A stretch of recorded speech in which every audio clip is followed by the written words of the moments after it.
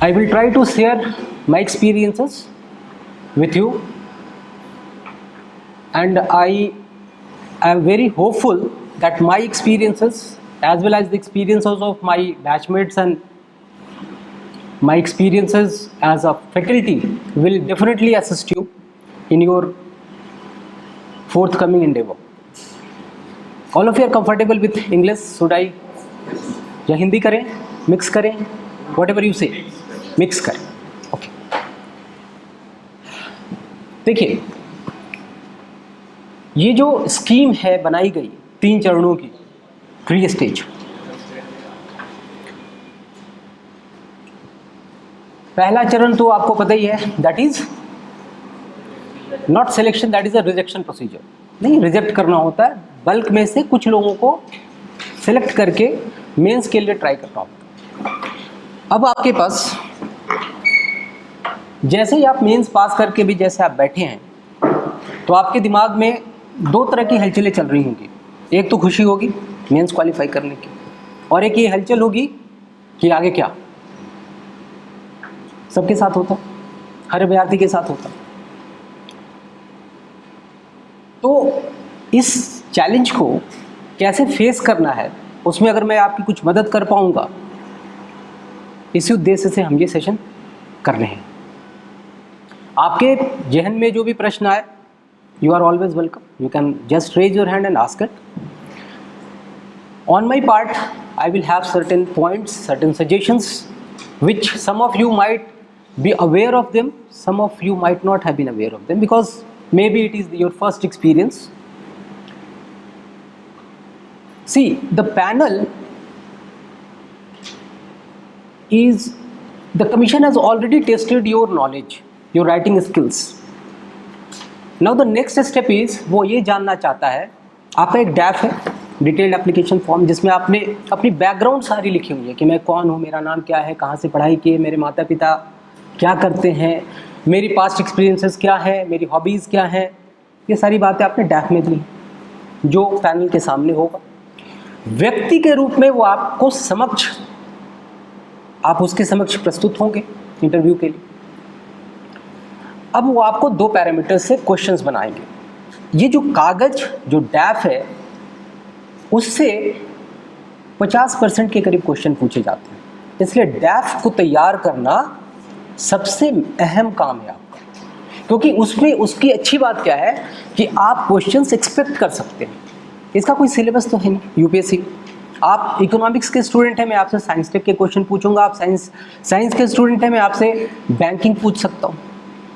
तो इस एस्पेक्ट को शायद हम कैटर नहीं कर पाएंगे. मैं इकोनॉमिक्स का स्टूडेंट नहीं हूँ, तो मुझे हिस्ट्री उतनी अच्छी, अगर हिस्ट्री का स्टूडेंट हूँ तो मेरी हो सकता है इकोनॉमिक्स सब्जेक्ट ही ना रहा हो, ना पढ़ा हो, बैंकिंग नहीं आती हो मुझे. ऐसे प्रश्नों को मैं हल नहीं कर पाऊँगा. कारण क्या है, जो इंटरव्यू की 2 चैलेंज है सबसे बड़ी. मेंस लिखते टाइम आपके पास 3, 4, 5 मिनट का टाइम आंसर फ्रेम करने के लिए होता है. आप लॉजिकली चीज़ों को सजा पाते हैं, आप सोच पाते हैं. यहाँ समय कितना होता है, कुछ सेकंड्स, 30 सेकंड, 35 सेकंड, 10 सेकंड का पॉज, 1-1.5 मिनट बोलना, अगला क्वेश्चन आ जाता है. और वो भी डाइवर्स फील्ड्स. कभी आपके डिस्ट्रिक्ट का क्वेश्चन पूछेंगे तो कभी एकाएक वुमेन एम्पावरमेंट में आ जाएंगे, कभी कोई लिंकेज नहीं है. तो आप ये जो हॉपिंग होती है क्वेश्चंस में, इसको केटर करना चैलेंज होगा. तो मेरा सबसे महत्वपूर्ण सुझाव जो होगा आपके लिए, वो ये है कि यू फर्स्ट प्रिपेयर योर डैफ. डैफ आपने जो भरा है उसकी कॉपी रखी होगी, आप है आपके पास. आप अपने नाम से शुरू करें. नाम, आपके नाम का क्या मतलब होता है, उसके कुछ पर्यायवाची शब्द, अगर आप हिंदी साहित्य के हैं, उसके पर्यायवाची शब्द भी 2-4 पढ़ के जाए, जान के जाए. उस नाम के कुछ इंपॉर्टेंट व्यक्तियों के नाम जान के जाए, लिख लें. क्योंकि जब आपके पास सोचने का समय कम होगा तो आप एकाएक रिकॉल नहीं कर पाएंगे. पॉइंट्स बनाएं, बुलेट पॉइंट्स में बनाने हैं सब कुछ. आपको चीज़ों को बिल्कुल बुलेट पॉइंट्स में बनाने, ताकि आप 6 पॉइंट बनाते हैं, 4 बोलेंगे, तब तक वो आपके लिए दूसरा क्वेश्चन प्रस्तुत कर देंगे. तो आप क्या करेंगे कि नाम से शुरू किया, फिर आप आए अपने एजुकेशनल क्वालिफिकेशन पे। कई बच्चों के ऐसे केसेस हैं जिनके फर्स्ट अटेम्प्ट में हो गए। यहाँ पर कोई बच्चा ऐसा हो जिसके फर्स्ट अटेम्प्ट में हो गए, ठीक है, बहुत अच्छा, बहुत बढ़िया। उनसे कम सवाल बनेंगे। जिनके गैप आ गए, ऑब्वियस सी बात है, तो पूछा जाएगा आप पीछे आप क्यों असफल हुए। एक क्वेश्चन ये बनेगा, नोट करें इसको, उत्तर बताएं। क्या बताएंगे आप जैसे आप कौन सा आपका अटेम्प्ट कौन सा था? आपका पहला था। आपका क्या था? थर्ड। बताएं क्या आपसे अगर ये प्रश्न मैं पूछूं कि पिछले 2 अटेम्प्ट में क्या रहा आपका, और आपको क्या लगता है असफलता का क्या कारण था? मेरा बैकग्राउंड कॉमर्स है, तो मेरा साइंस एंड टेक में थोड़ा सा दिक्कत हो रहा था। साइंस टेक कमज़ोर पड़ता था, तो इस बार आपने क्या ऐसा किया कि इस बार आप सक्सेसफुल हो गए? सर उसको मैं शुरू से कंटिन्यूसली रिवाइज किया और कुछ बेसिक फैक्ट्स को देखा कि प्रीवियस क्वेश्चंस को पढ़ा कि कहाँ से बेसिक ज़्यादा क्वेश्चन करती है, तो मैं उस पर काम किया। आपका कौन सा अटेम्प्ट था? Second attempt. कौन सा सब्जेक्ट था आपका? जी, अच्छा। तो सेकेंड अटेम्प्ट क्यों लगा आपको? प्रीलिम्स ही नहीं हुआ था, तो इस बार क्या किया आपने? प्रीलिम्स हो गया, उत्तर सोच रखा है इसका उत्तर सोच रखा है? आपने तैयारियां शुरू कर दी होंगी ना? एक्स्ट्रा समय कैसे दिया, मतलब ज़्यादा पढ़ाई की? आपका बैकग्राउंड क्या है? इंजीनियरिंग है, और सब्जेक्ट आपका था सोशियोलॉजी। सोशियोलॉजी क्यों चुना?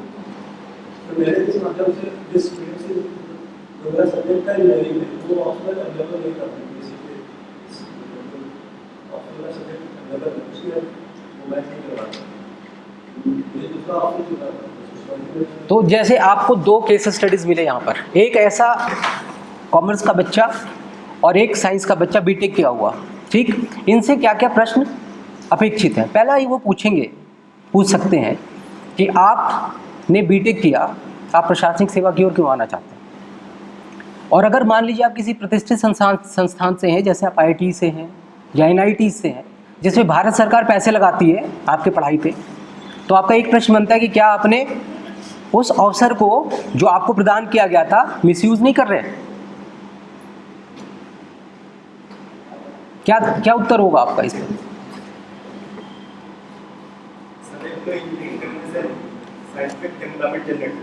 जी, दूसरा ये है कि जो टेक्नोलॉजी उतना हम इंजीनियरिंग के तहत जान पाए उतना शायद वो ह्यूमैनिटीज के तहत नहीं जान पाए। तो आप ये कहना चाहते हैं कि जो ह्यूमैनिटीज़ के छात्र हैं उनकी टेक्निकल नोहाउ कम होती है, इसलिए वो अच्छे प्रशासक नहीं होंगे? बिल्कुल सर, मेरा ऐसा बिल्कुल नहीं मानना। उनके परिस्पत में कुछ ज़्यादा टेक्नोलॉजी नॉलेज होता है जो हम प्रैक्टिकल। कहाँ आप अप्लाई करेंगे? एक सिविल इंजीनियर है मान लीजिए, और उसको रेवेन्यू डिपार्टमेंट मिल जाता है, तो वो सिविल इंजीनियरिंग को रेवेन्यू में कहाँ लगाएगा, ये बताएं। सर रेवेन्यू में तो मैं प्रश्न नहीं पूछ रहा, मैं एक प्रश्न पूछ रहा हूँ जिसका उत्तर आपको ज्ञात होना चाहिए। आप समझ रहे हैं? तो आप इस तरह के प्रश्नों के लिए अपने आप को तैयार करेंगे कि जो हमेशा डेविल्स एडवोकेट समझते हैं ना, कि प्रतिवादी जो होगा वो क्या चाहता होगा, किस तरह का उत्तर या किस तरह का सवाल आपके सामने रखेगा, उसका उत्तर ढूंढना है। तो आप जिनका बैकग्राउंड साइंस है, बीटेक है, डॉक्टर्स हैं, कॉमर्स बैकग्राउंड के, वो इसके लिए भी अपने आप को तैयार करें। मेरा आशय सिर्फ इतना है, ठीक। डैफ में जैसे आप एजुकेशनल क्वालिफिकेशन के बाद आते हैं कि टाइमलाइन का गैप आ जाए। गैप कैसे? जैसे कई बार 2 प्रयास असफलता, तीसरा प्रयास भी असफल रहा किसी कारणवश, उस पीरियड को कैसे एक्सप्लेन करेंगे? ऐसा कोई छात्र जो कई अटेम्प्ट में असफल रहा, इस बार सफल हो गया? आपका सेकंड था, आप बताएं मैम। जी,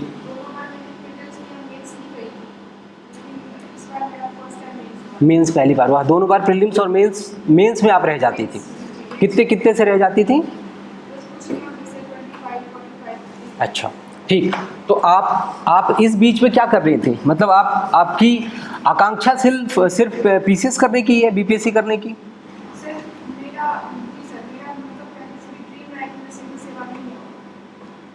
प्रशासन में नहीं है। तो ऐसा आप क्या करेंगे प्रशासनिक अधिकारी बन के, जो आज तक के अधिकारी नहीं कर पाए? सर मेरा एक उद्देश्य ये रहा है कि मैं सिविल सेवा में जो मेरे कुछ एक्सपीरियंस, एक तो मेरा ये एम भी रहा है कि मैं प्रशासन में आऊँ और जो योगदान है नहीं, कुछ तो कारण होगा ना प्रशासन में आने। देखिए, एक जो बच्चा होता है शुरू में, उसको तो प्रशासन का कुछ भी नहीं पता होता। नहीं, हम जब बच्चे होते हैं क्लास 7वीं 8वीं 9वीं 10वीं में पढ़ते हैं तो हमें प्रशासन के बारे में कुछ नहीं पता होता है पता? सर मेरा जो प्रशासन का है, क्योंकि मैं गांव में रही हूँ तो वहाँ मैंने प्रशासन की भूमिका को देखा था, जी। उससे मैं इंस्पायर हुई थी, इसलिए मेरा ये जैसे एक उदाहरण बताएं। सर मेरा एक पर्सनल अनुभव है कि जी। मेरे दादाजी एक डीलर थे, तो उनसे हमेशा ये सुना करती थी कि एसडीएम साहब हैं, डीओ साहब हैं, सीओ हैं, तो उनकी भूमिका को मैं देखती थी। और जैसे पीडीएस वितरण वगैरह ये सब जो योजना होती है धरातल मेरे आसपास ये सब घटित होता था, तो लगा कि नहीं, ये एक उच्च पद है और इसमें समाज में प्रत्यक्ष योगदान है। ये भी मेरा एक एम था। आपको सिविल सर्विसेज की चुनौतियों के बारे में पता है? एक दो बताएं। सर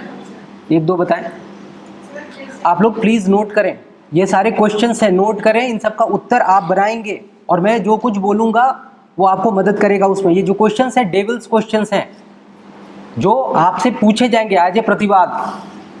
काउंटर पॉइंट बना के रखिए, इसका हर चीज़ का काउंटर बना के रखना है। हाँ बताएं। सर आप क्यों, जैसे मैंने इनसे पूछा कि इन्होंने कहा कि मेरे परिवार में कुछ लोग डीलर्स थे और इन्होंने सुना कि जो अधिकारी होते हैं उनके पास अधिकार है, पावर है, उससे ये प्रेरित हुई कि सिविल सर्विसेज की तरफ जाए। तो अब उनकी चुनौतियां आप जानती हैं कि एक सिविल सर्वेंट की क्या क्या चुनौतियां हैं? जी सर, उन्हें पहला तो चुनौती ये है कि उन्हें 24/7 अवेलेबल होना पड़ता है। जी, पहली चीज़। अपने कार्य क्षेत्र में जी कोई भी घटना होती है या फिर कुछ भी ऐसा चीज़, तो उनकी जवाबदेही, जिम्मेदारी उन पे अधिक होती है। जी। तो ये भी चुनौती है कि उन्हें अपना बैलेंस अप्रोच बना के चलना होगा। और आप बताएंगे? सर एक जो सबसे बड़ी चुनौती होती है वो पर्सनल लाइफ और प्रोफेशनल लाइफ के बीच में बैलेंस। बहुत एक्सीलेंट पॉइंट है, प्लीज़ नोट करिए इस पॉइंट को। सबसे बड़े, और ये महिलाओं से ये प्रश्न सबसे ज़्यादा पूछा जाता है, आप पारिवारिक और व्यावसायिक यानी पर्सनल और प्रोफेशनल लाइफ में कैसे बैलेंस करेंगी, स्पेशली जब वो मैरिड हों। तो ये एक मेजर प्रॉब्लम और इसका एक आंसर,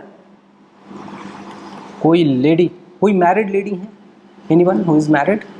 चलिए अनमैरिड है, फोर्सिबली कि नियर फ्यूचर में आप marriage, after joining the services you get married, how will you manage this pressure of 24/7 and your family has certain expectations?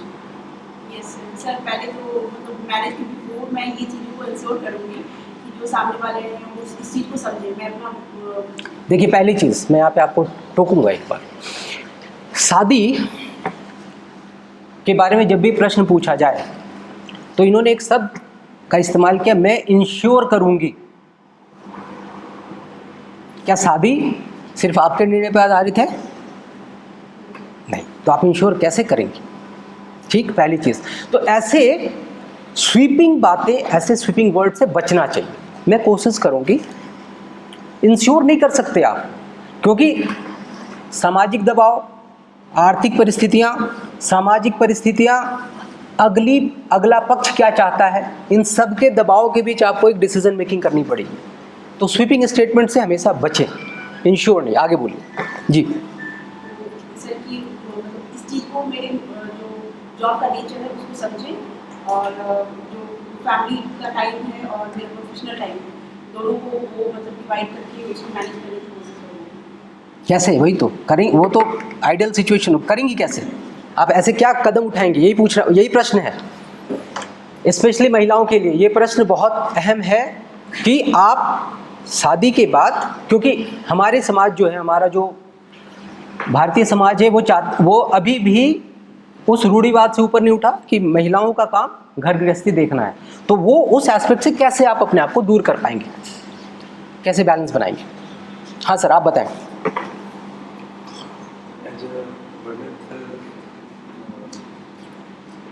आप अपनी, मतलब आपकी वाइफ अगर सिविल सर्वेंट हो तो तो आप कैसे हैंडल करेंगे इस सिचुएशन को? आप मदद करेंगे या टांग खिंचाई करेंगे? कैसे? सर पहले रोटी बनाएंगे आप खुद?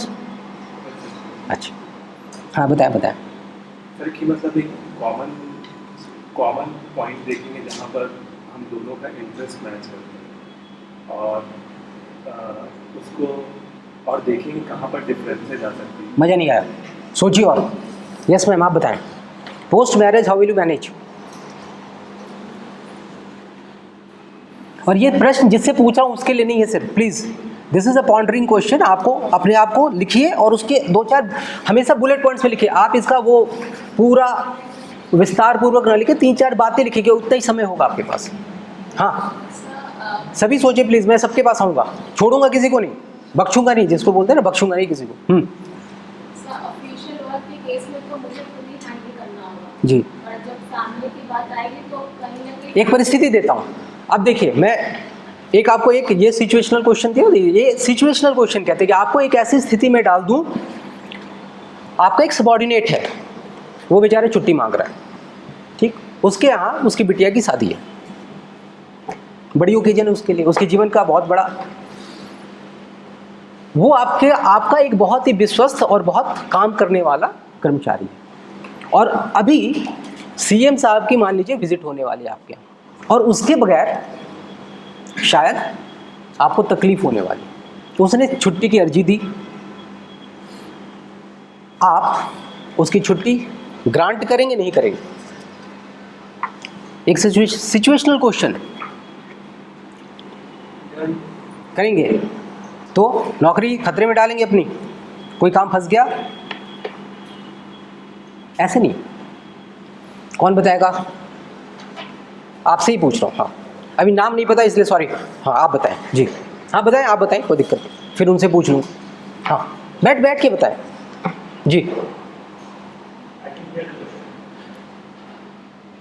The question is, there is a employee, you are the boss, he is a subordinate employee, he is asking for a leave, right, for her his daughter's marriage, right, and there is an expected visit of the CM in your area, and you direly require his engagement in that particular function.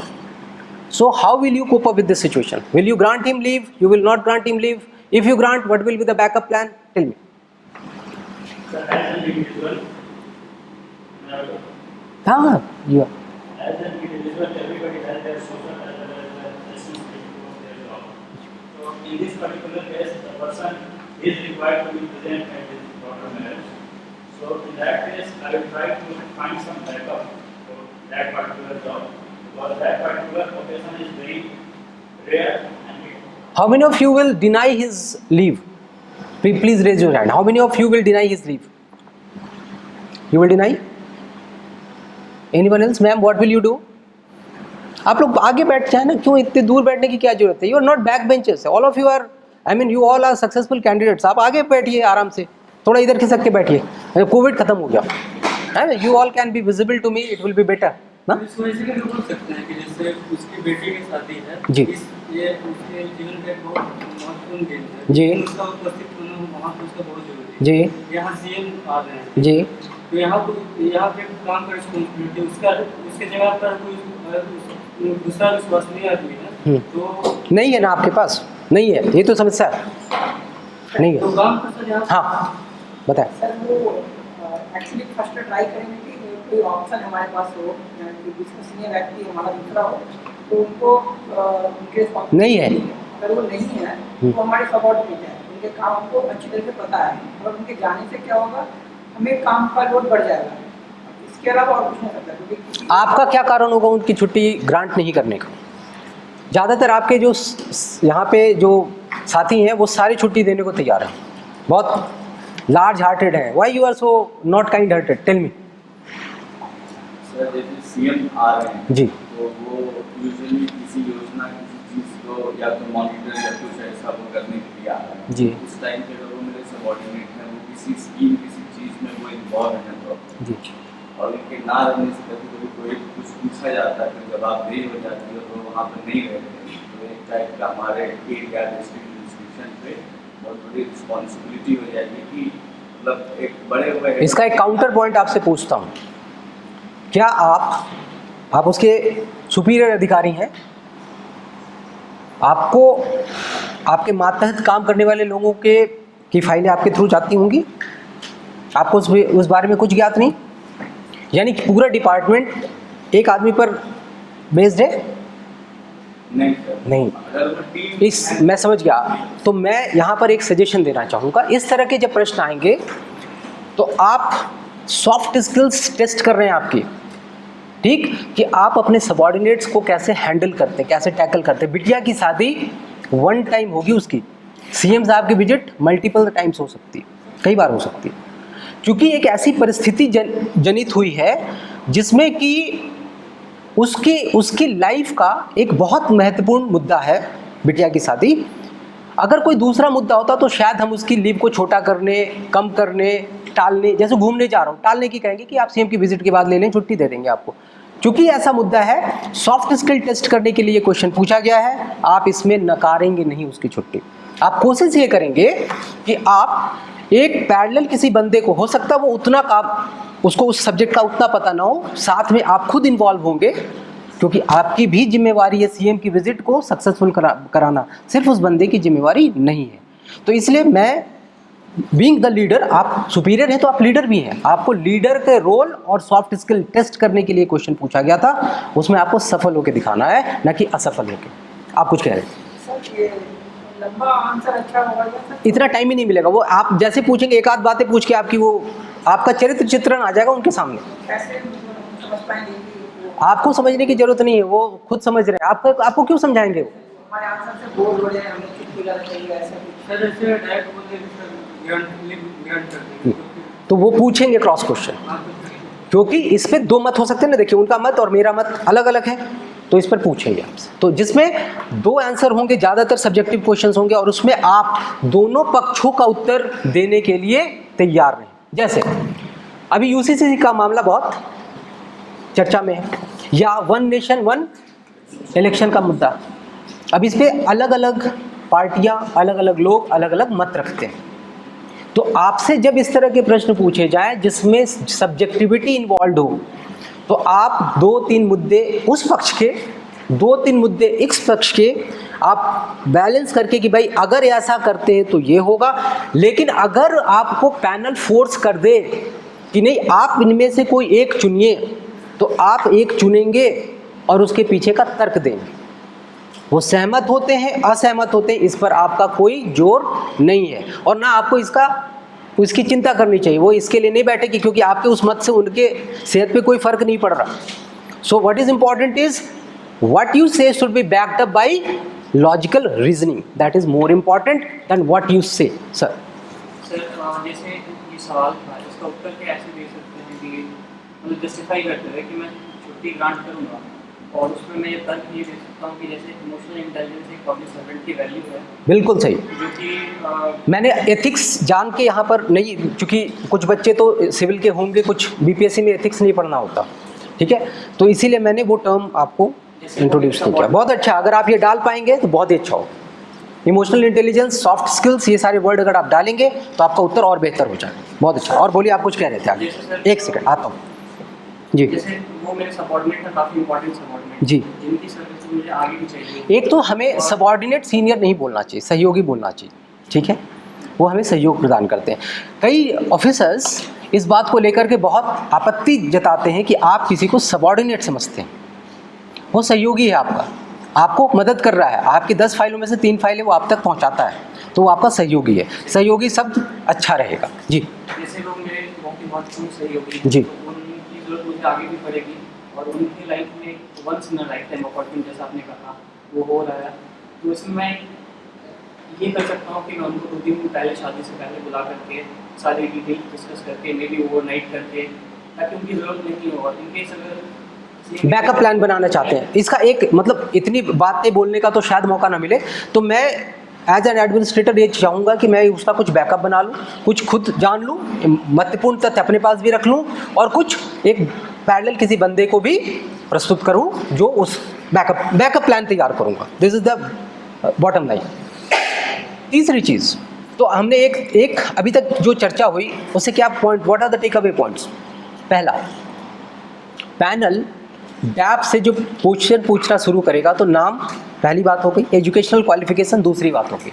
अगर आप जिस भी subject को as optional लेते हैं और suppose करें जैसे उनका बीटेक था और उन्होंने सोशियोलॉजी ऑप्ट कर लिया, तो एक प्रश्न बनता है स्वाभाविक सा कि आप साइंस के और बीटेक करके आप सोशियोलॉजी पे कैसे आ गए? तो उनके पास एक उसका जवाब उन्होंने सोच रखा है या संजोग से उनके पास ऐसा जवाब है कि भाई ये ऑप्शन बीपीएससी प्रोवाइड नहीं करता, तो मेरे पास नहीं था लेने का, तो मुझे कोई ना कोई तो चुनना, तो मैंने सोशियोलॉजी चुन लिया। ठीक, यही बोलेंगे आप। लेकिन अगर ऐसा हो कि मैंने 11वीं और 12वीं की परीक्षा साइंस से दी, मतलब आईएससी किया और आगे साहित्य ऑप्ट कर लिया,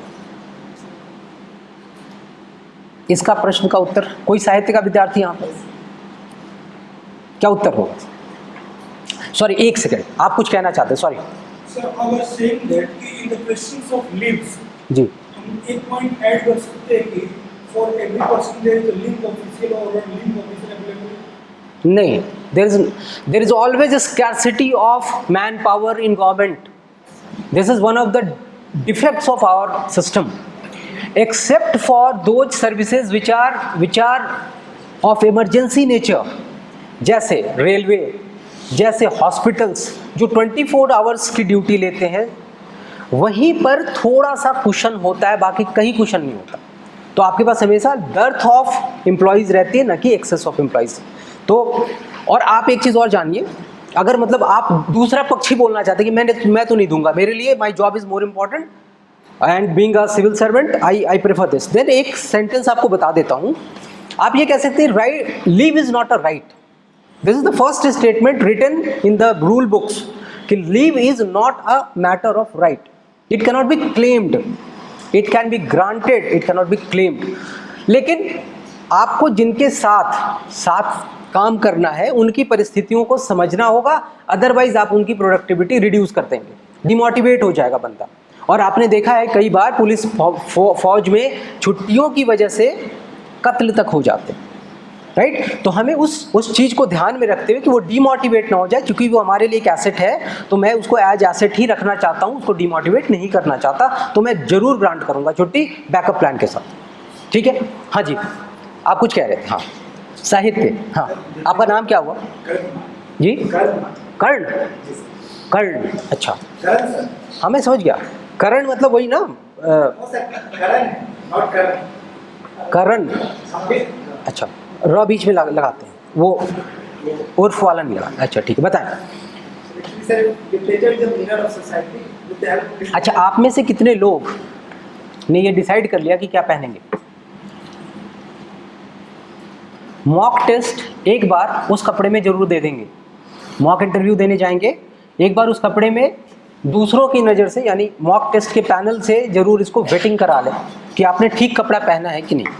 ठीक है, कुछ चीज़ें आपको अच्छी लगती हैं, आपके मित्रों को अच्छी लगती हैं, ज़रूरी नहीं कि एक फॉर्मल पैनल को भी अच्छी लगे, तो वो एक बार मॉक उस ड्रेस में जरूर कर ले जिसमें आप प्रपोज कर रहे हैं इंटरव्यू देना। हाँ, इंग्लिश लिटरेचर से आप, तो हिंदी से बोलिए। सर, साहित्य होता है वो समाज का एक दर्पण होता है। मैं ये पूछ ही नहीं रहा sir, what is my question कि आप साइंस कहाँ साहित्य पर कैसे आ गए?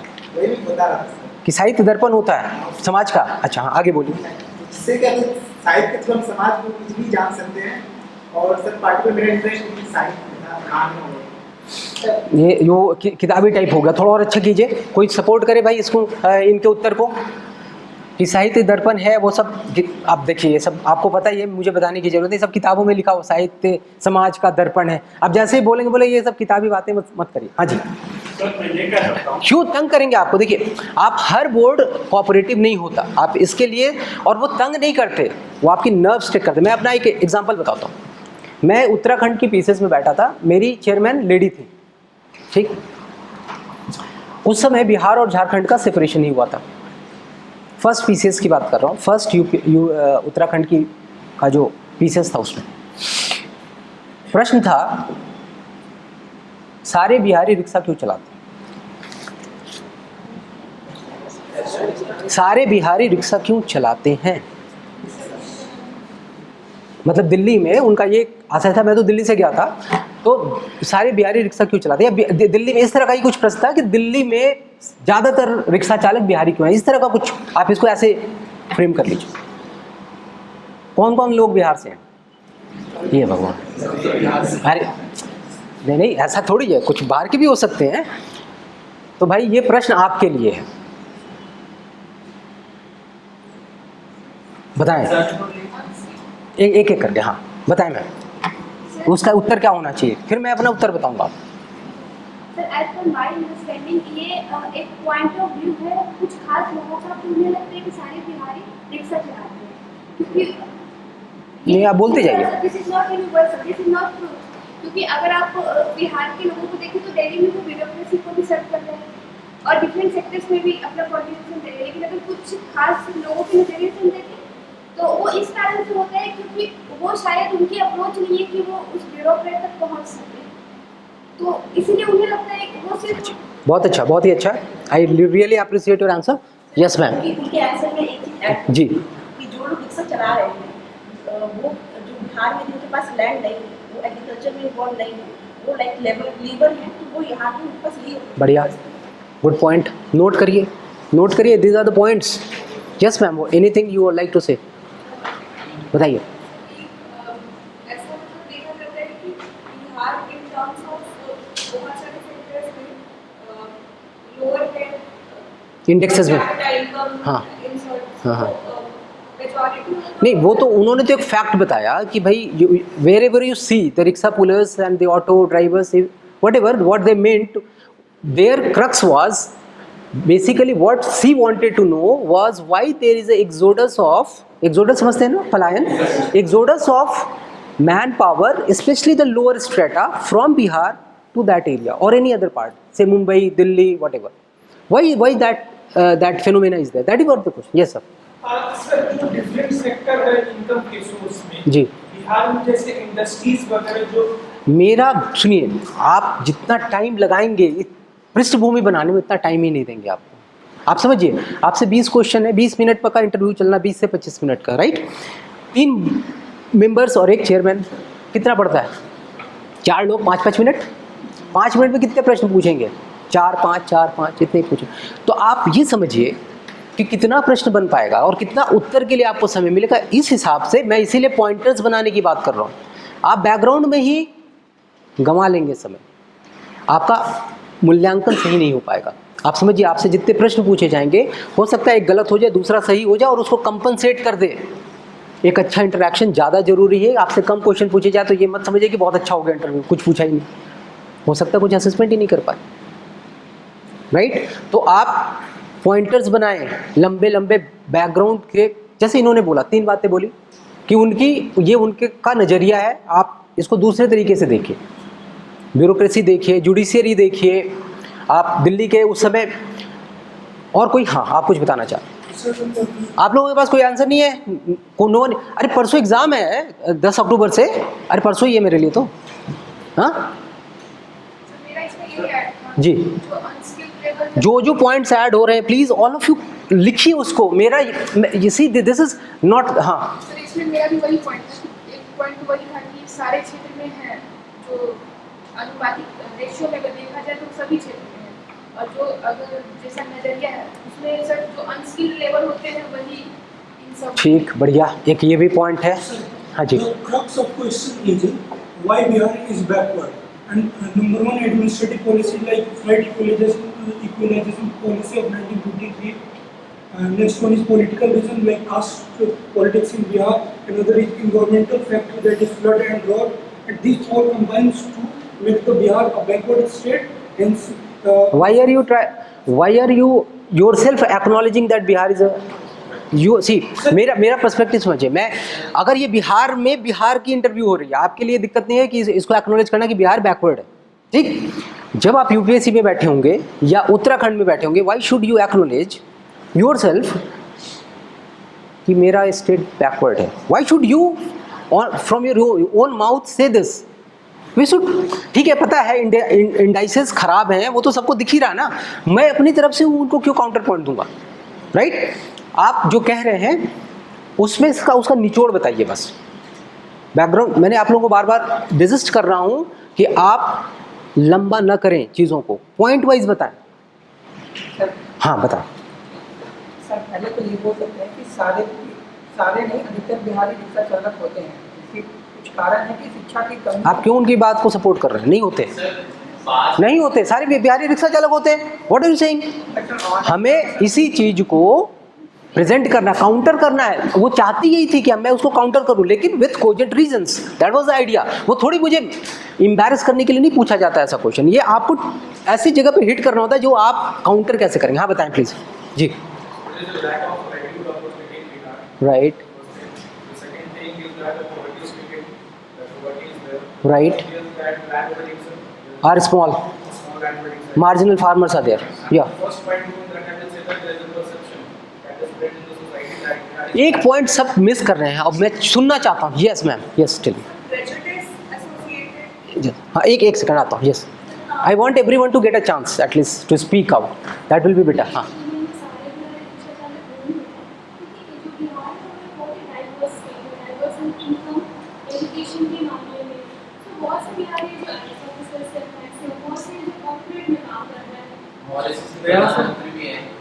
और सर हमारा कल्चर भी रहा है सर, जब ये मीडिया मजदूर सर पास में मॉरिशस वगैरह सर यहाँ पे जी बोलेंगे, आप उन्हीं की बात को सब्सटेंशिएट कर रहे हैं। दिल्ली। हाँ बताएं, फिर आपके पास आता हूँ। हाँ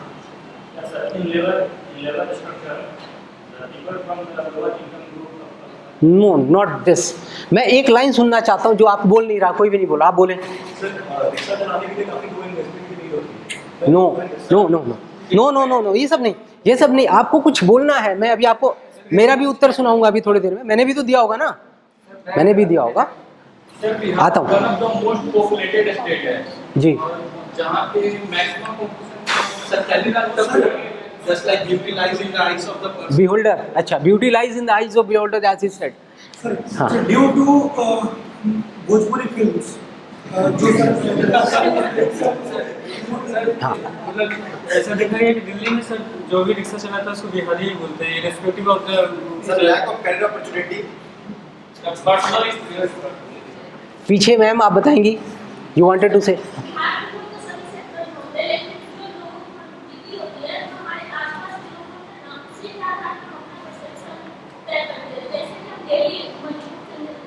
Yes, this point was very important. क्यों पता है क्या? आप कितने आईएएस से मिल पाते हैं, कितने आई से मिल पाते हैं? रोड पे चलते हैं तो विजिबिलिटी किसकी ज़्यादा है, राइट? आपको सबसे पहली बात जो काउंटर करनी है उनकी कि सर ये परसेप्शन जो बना है because of the larger visibility of the downtrodden population of Bihar, right? जो मजदूर दिखता है, जो जिनसे आमतौर पर वास्ता पड़ता, कितने जज से आप मिल पाते हैं, कितने आईएएस ऑफिसर से मिल पाते हैं, कितने DCPs? Fortunately enough that time 6 DCPs of Delhi were from Bihar, 6 DCPs out of 7, can you imagine? तो मैंने पहली चीज़ जो उन्होंने बोला मैंने भी यही बोला, मैंने 3 बातें उनको बोली। पहली चीज़ कि विजिबिलिटी जिनके साथ हमारा फर्स्ट इंटरेक्शन होता है वो ऐसे ही लोग हैं जो दिखते हैं, जो हायर स्टेट ऑफ सोसाइटी उनसे इंटरेक्शन नहीं होता तो हमें लगता है वो है ही नहीं, नॉन एग्जिस्टेंट दिखते हैं, है नहीं। दूसरी चीज़, लाइफ थ्रेटनिंग सिचुएशन अगर किसी स्टेट में हो तो वहाँ के लोग एक्सोडस करेंगे लाइफ सेव करने के। उस समय वहाँ की परिस्थितियाँ कुछ ऐसी थी, एनआरकी कुछ ऐसी थी, एडमिनिस्ट्रेशन कुछ ऐसा था कि लोग नहीं रहना चाहते, उतनी पैसे में बाहर रहेंगे अपनी सिक्योरिटी के लिए। तो अगर लॉ एंड ऑर्डर किसी एडमिनिस्ट्रेशन की खराब हो जाए तो लोग एक्सोडस करते हैं, छोटे ही काम के लिए क्यों ना करना पड़े। अदरवाइज लोग अच्छी अपॉर्चुनिटीज़ के लिए बाहर जाते हैं। नॉर्मल ट्रेंड क्या देखा गया, आप नासा क्यों जाएंगे, यूएस क्यों जाएंगे? For better opportunities. अगर 30,000 रुपये मुझे अमेरिका में मिले और 30,000 इंडिया में मिले, 30,000 इंडिया में प्रेफर करूँगा। Got my point? तो अच्छी अपॉर्चुनिटीज़ के लिए लोग एक्सोडस करते हैं, खराब अपॉर्चुनिटीज़ के लिए तब करते हैं जब life is at stake. Third point, fourth point क्या, फिर मैंने अपनी इस बात को कहा कि ma'am to validate my point you have, this is the example that you have, that so many people in Delhi itself as you said are at the apex level of police administration, so you can just yes. वो तो perception, मैंने बोला नहीं perception है, मैंने word use किया ना, मैंने बोला परसेप्शन है, दिखती विजिबिलिटी उनकी ज़्यादा है। मैं जब ऑटो पकड़ता हूँ तो पता चलता वही आ गया, ठीक, रिक्शा पकड़ता हूँ तो वही आ गया, लेकिन क्या हर जगह मेरी विजिबिलिटी कितने, मैंने पहला लाइन क्या बोला कि क्या मैं हर दिन आईएएस ऑफिसर से मिल पाता हूँ, जजेस से मिल पाता हूँ, डीसीपी से मिल पाता हूँ, नहीं मिलता। तो मुझे लगता है उनकी एब्सेंस है, कंप्लीट एब्सेंस है, which is not correct.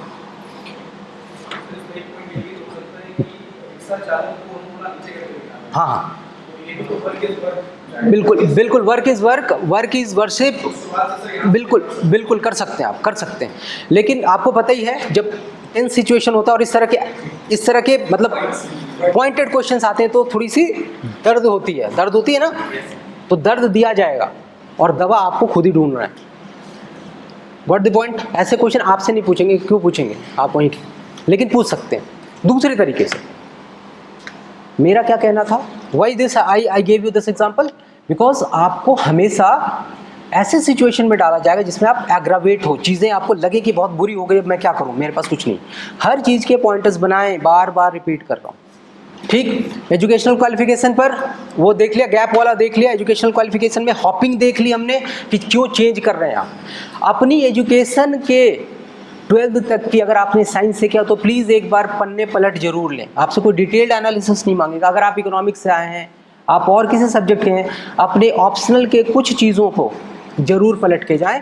Optional पर बहुत इम्फेसिस होता है बोर्ड का, वो पूछते हैं क्वेश्चन, और जब अगर उनको ऐसा लगे कि आप लगातार उसी चीज़ को कर रहे हैं, मतलब मैं हिस्ट्री से ही पढ़ता जा रहा हूँ और हिस्ट्री मेरा ऑप्शनल रहा, तो अब मुझे माना जाता है कि मैं ज्ञाता हो गया हूँ।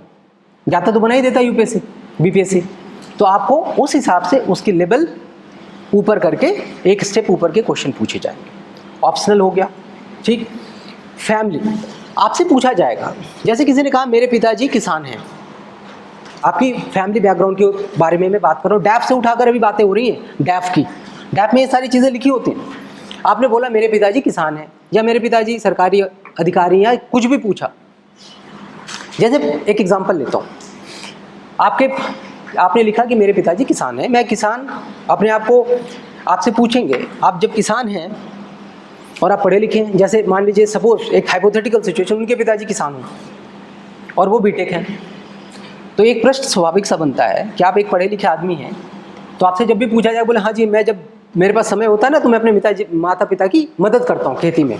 और ये प्रश्न सबसे ज़्यादा जब हम लोग राजस्थान पीसीएस या यूपी पीसीएस का जब लेते हैं तो राजस्थान के बहुत सारे बच्चे आते हैं उस पीसीएस में मॉक देने। तो कृषि प्रधान जो भी स्टेट होगा तो वहाँ पे ज़्यादातर लोग बोलते हैं मेरे पिताजी तो किसान हैं, और पता चला भाई साहब वो खुद बीटेक हैं।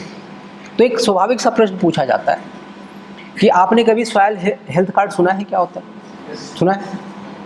तो आपने अपने पिताजी की इनकम को बढ़ाने के लिए या और हमेशा कहेंगे जी जब भी मुझे समय मिलता है तो मैं अपने माता पिता की खेती में मदद करता हूँ। तो बोलता कैसे मदद करते हैं, तो बताएगा सब मैं जब जाता हूँ तो मोटर ऑन कर देता हूँ। ये कौन सी तरह की मदद हो गई? आप एक बीटेक हैं, वो मोटर ऑन तो कोई भी कर सकता था, एक अनपढ़ आदमी भी कर सकता था। प्रश्न ये है कि आपके पढ़े लिखे होने का आपके पिताजी के जीवन स्तर के ऊपर होने से किस तरह की लिंकेज है, ये कौन बताएगा कि आप एक किसान के बच्चे हैं तो आपने क्या कंट्रीब्यूट किया, या जो भी प्रोफेशन है उस पर क्या कंट्रीब्यूट। हाँ जी सर, मेरे पापा शॉपकीपर हैं जी, तो उनको जैसे ही कोविड आया तो कैशलेस पैसा नहीं, मैंने उनको सिखाया कि कैसे स्कैनर लगाया जाता है, बढ़िया, बहुत ही अच्छा पेमेंट किया जाता है। उनको मैंने ये भी सिखाया कि कैसे आप व्हाट्सएप पे ही सारे ऑर्डर ले सकते हैं और वैसे ही बहुत बढ़िया। अब एक तो अपॉर्चुनिटी आपको मिल गई कोविड में तो आपने कर लिया, ऐसे नहीं मिलती तो ऐसी अपॉर्चुनिटी तो क्या करते? सर मेरी बीटेक म्यूजिक डायरेक्टर। अरे बहुत ही अच्छा, बताएं मैम, आप बताएं कुछ, आप चुपचाप बैठिए। फिजियोथेरेपिस्ट, ओ गॉड, चलिए एक डॉक्टर मिल गया भाई। सर जैसे तो why you are first question again same repetition. तो आप फिजियोथेरेपी और linkage between administration and physiotherapy, please. You have the answer, you have prepared this answer, thought of, बताइए. हाँ बताइए, सुनिए भाई, सभी सुनिए, this can be lead to you. हाँ सर जब मेरी इंटर्नशिप चल रही थी जी. तो उसी के साथ में जैसे मेरे फ्रेंड्स वगैरह थे तो इसी की प्रिपरेशन कर रहे थे. तो जब मैंने उनको तैयारी करते हुए देखा तो एक उत्सुकता जागी कि इसमें क्या है, और थोड़ा बहुत मैंने देखा उस टाइम फ्री टाइम में अपने, तो इंटरेस्ट जागा मेरा. मुझे लगा कि अगर मैं Which is a more noble profession, a doctor or a bureaucrat? This is the question. Which is a more noble profession? Both. हम उनको कंपेयर नहीं कर सकते. क्यों नहीं कर सकते? दोनों की पोस्ट अपनी जगह पर अच्छा अच्छा काम कर रहे हैं. जी. हाँ लेकिन मैंने ये फील्ड इसलिए चूज की क्योंकि इसमें डाइवर्सिटी थी, और कहीं ना कहीं मुझे लगा कि मैं मेरा जो काम है वो एक लिमिटेड जगह पर मैं कर पा रही हूँ. मैं चाहती थी उससे ज़्यादा मतलब बड़े स्पेक्ट्रम काम कर पाऊँ. अच्छा, good answer, but still a stereotyped one. जिससे भी पूछा जाता है ब्यूरोक्रेट क्यों बनना चाहते हैं, तो पहला काम क्या बोलता है? Diverse opportunities. वो डाइवर्सिटी कोई बताएगा मुझे कि what is diverse about it? You will find for your self when you join the services. Sir, getting transfer out of department from one department. कहाँ हो पाता? आपको जैसे एक बार कैडर अलॉट हो जाता है, आप फिर तो वहीं रहते ना. लेकिन डिपार्टमेंट तो चेंज होते रहते हैं. हाँ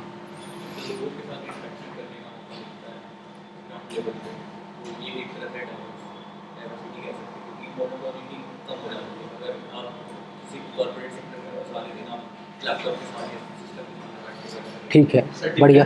पॉलिसी इम्प्लीमेंटेशन.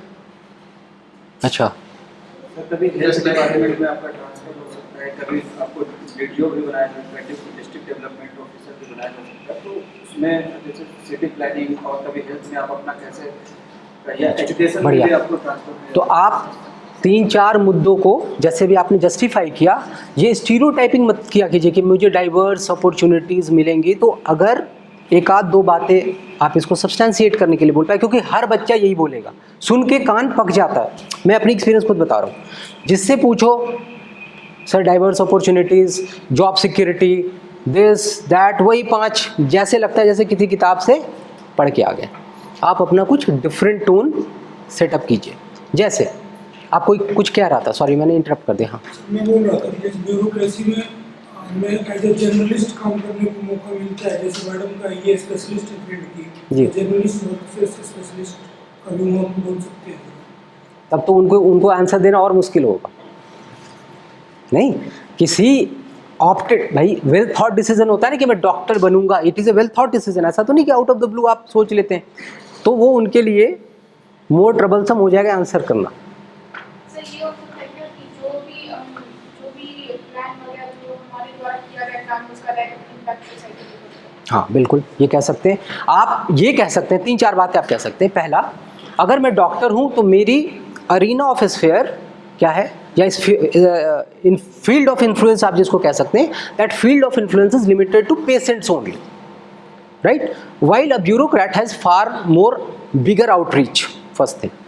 सेकेंड थिंग कि डॉक्टरी एक स्टेज के बाद बहुत मोनोटोनस हो जाएगी because of this only, because मैं तो हमेशा या तो फिजियोथेरेपी में ही एक्सेल करूँगी, बट करूँगी तो फिजियोथेरेपी में ही करूँगी. यहाँ पर जैसा इन्होंने कहा कि मुझे डिपार्टमेंट्स को, डिफरेंट डिपार्टमेंट्स को सर्व करने का मौका मिलेगा, which will be always be a new challenge, and throughout the service career there will be challenges and I will be able to enjoy it. हाँ आप कुछ कह रहे हैं. 1 सेकंड मैम. यस.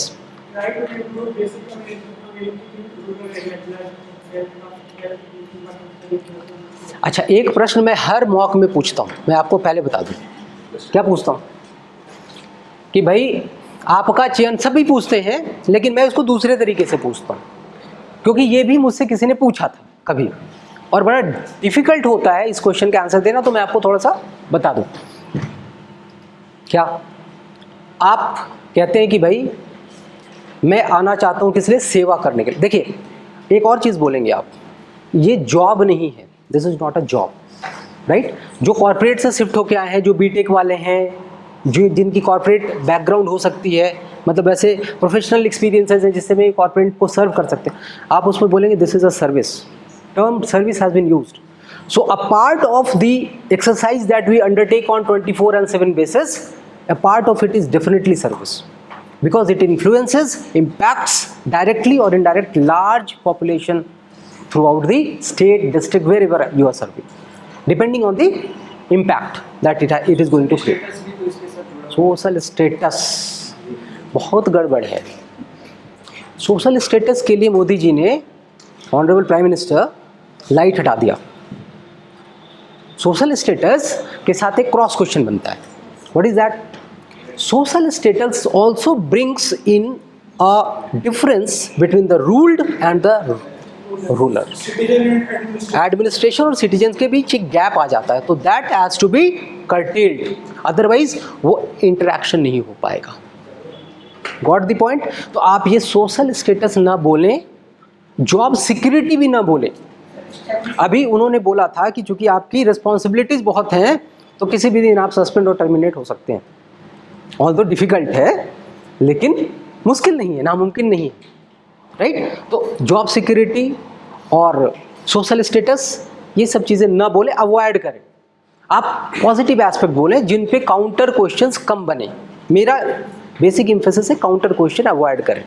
ठीक. Social status, what is meant by social status of A bureaucrat? मतलब आप BPSC करके डिप्टी एसपी बन के मान लीजिए, तो कैसे इंप्रूव हो गया? दहेज मिलेगी ज़्यादा, ऐसे ही पूछेंगे. I tell you are inviting such questions कि आपकी सेलिब्रिटी बढ़ जाएगी, you will get more dowry. तो आप क्या बोलेंगे? मतलब you will get stuck. Don't land up in such a situation जहाँ आप फंस जाए. वो सब मत बोलिए.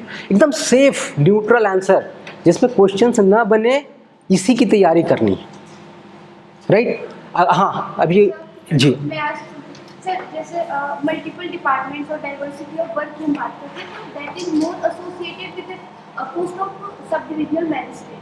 बाकी अगर हम देखें, हाँ, मैं समझ रहा हूँ आपकी प्रॉब्लम. हाँ, पुलिस वाला ही रहेगा, राइट. रेवेन्यू वाला ही है, वो चीज़ है. लेकिन आप जब आपको पता नहीं ना, आज के टाइम पे आप अपने आप को एसडीएम ट्रीट कीजिए, right. Because I don't know what rank I will get. I am here for the best rank, that is for SDM, and over there the job profile is such that I will be able to serve different departments. Why are you saying? अच्छा, हाँ, this leads DAF में ये भी तो भरते हैं. हाँ, yes sir. अगर मैं नागरिक नगर पंचायत में ज्वाइन करता हूँ, तो डिपुटेशन पे या प्रमोशन में मेरी ग्रामीण विकास हो सकता है, नहीं हो सकता?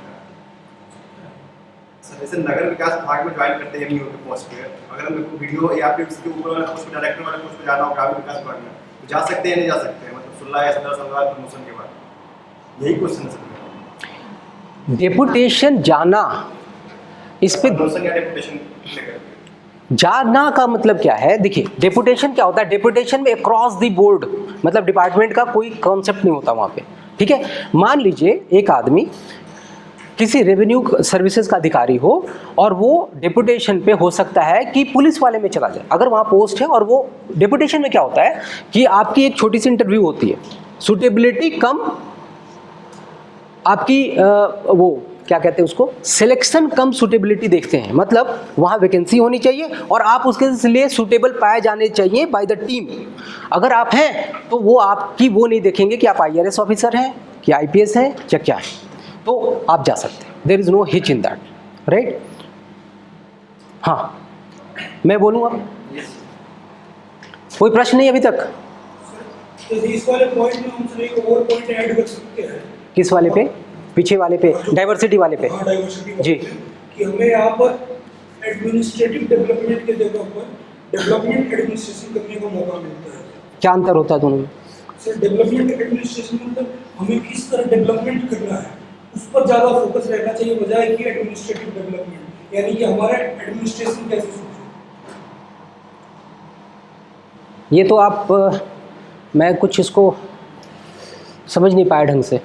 आप मतलब इसको कैसे जोड़ रहे हैं उस सर्विस से, सर्विस में ज्वाइन करने के लिए इसको कैसे जोड़ने नहीं समझ पाया मैं.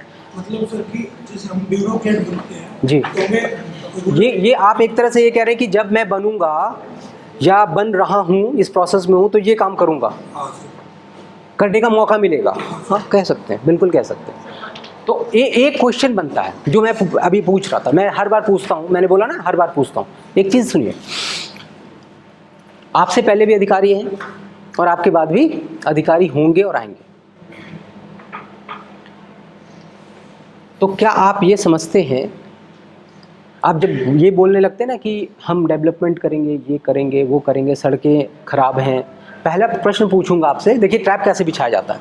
पहले पूछूंगा आप कहाँ से बिलोंग करते हैं, तो आप बताएंगे कि साहब मैं दरभंगा से हूँ, मान लीजिए। तो दरभंगा में कितनी क्या क्या समस्याएं हैं, तो पहले आपसे पूछ ली, समस्याएं आपके मुंह से बुलवा लिया कि आपने बोला जी सड़कें खराब हैं, ये खराब है, वो खराब है, 3-4 चीज़ें बोलेंगे ना, समस्याएं बताएंगे कि महिलाओं की समस्या है, लॉ एंड ऑर्डर की प्रॉब्लम है, ये प्रॉब्लम है। अच्छा, आपने जैसे ये इंगित किया, अब मैं क्या पूछूं, आप क्या ये सजेस्ट करना चाहते हैं कि वर्तमान के अधिकारी कर्मठ नहीं?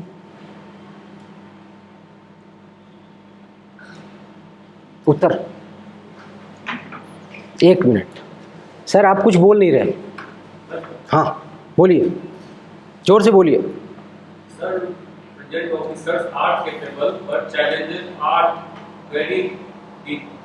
Then my next question, what extra mile will you walk or take which they have not taken? लीजिए, बता दिया आपको, बता आता हूँ, I am coming to you. Yes भाई, आपके पहले के बेचारे वो भी तो अधिकारी इसी प्रोसेस से बेचारे वो भी तो पास के होके ही आए हैं, और सब इसी होप और उम्मीद और आकांक्षा के साथ आते हैं कि मैं जब जाऊंगा तो बस सिंघम टाइप का ही कुछ करके आऊँगा। होता क्या है, आता हूँ, just give me a moment. क्या होता है, अभी भी रोड वैसे ही रह गई? इसका उत्तर सोच समझ के दीजिएगा, अगला फिर पूछूंगा, इसके बाद का भी एक क्वेश्चन। हाँ रुकिए, आप बोलिए पहले। हाँ बोल लीजिए। बिल्कुल देना चाहिए, अपने बात को सब्सटेंशिएट करने यही बोलना पड़ेगा आपको, यही लाइन ऑफ एक्शन होगा इसका यही काट होगा कि हर आदमी उतना इन्वॉल्व होकर काम नहीं करता। मैं उनके जैसा, हमारे कुछ आदर्श अधिकारी हैं जिनसे मैं बहुत प्रेरित हूँ, मैं उनके आदर्शों पे चलने का प्रयास करूँगा, इंश्योर नहीं करूँगा, राइट? क्योंकि दिक्कतें हैं, चुनौतियाँ हैं एडमिनिस्ट्रेशन में, उसको दूर करने का मैं प्रयास करूँगा। तो प्रयास करूँगा तो हो सकता मैं शायद अपनी, अगर आप सभी कम एज के हैं, अपनी यूथ, अपनी नो हाउ, अपनी बैकग्राउंड, अपनी अच्छी स्किल्स के कारण शायद मैं उनसे बेहतर कर पाऊँगा, ऐसी उम्मीद है।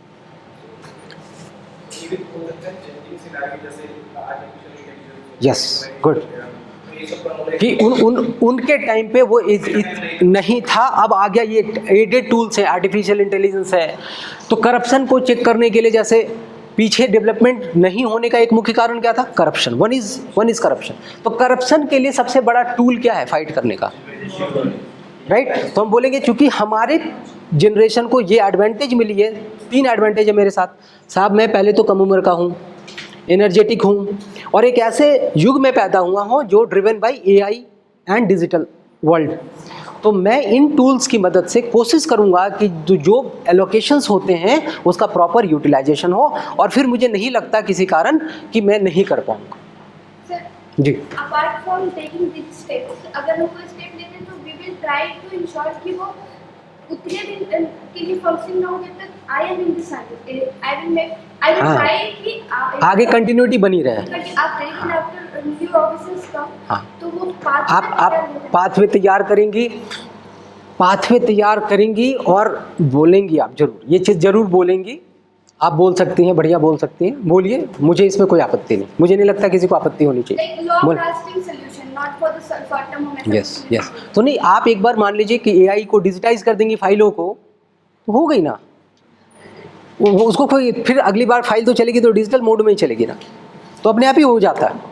अब उसको फिर अगर कोई आए ऐसा ही इतना कड़ा डिसीजन ले ले कि नहीं मुझे अब सब चीज़ें फिर से फिजिकल फॉर्म में चाहिए, तब दिक्कत आएगी। अदरवाइज यस, आप कुछ कह रहे हैं। सर ये नेगेटिव में जाएगा कि अगर ऐसा बोलेंगे कि पिछले वाले ऑफिसर जो थे वो सारे योग्य थे, पर शायद इच्छा शक्ति उतनी नहीं होगी काम करने की जो मैं लेके दूसरों पर टिप्पणी करने से बचना है, अपनी शक्तियां बतानी है, दूसरों की कमियां नहीं बतानी, कभी भी नहीं करना।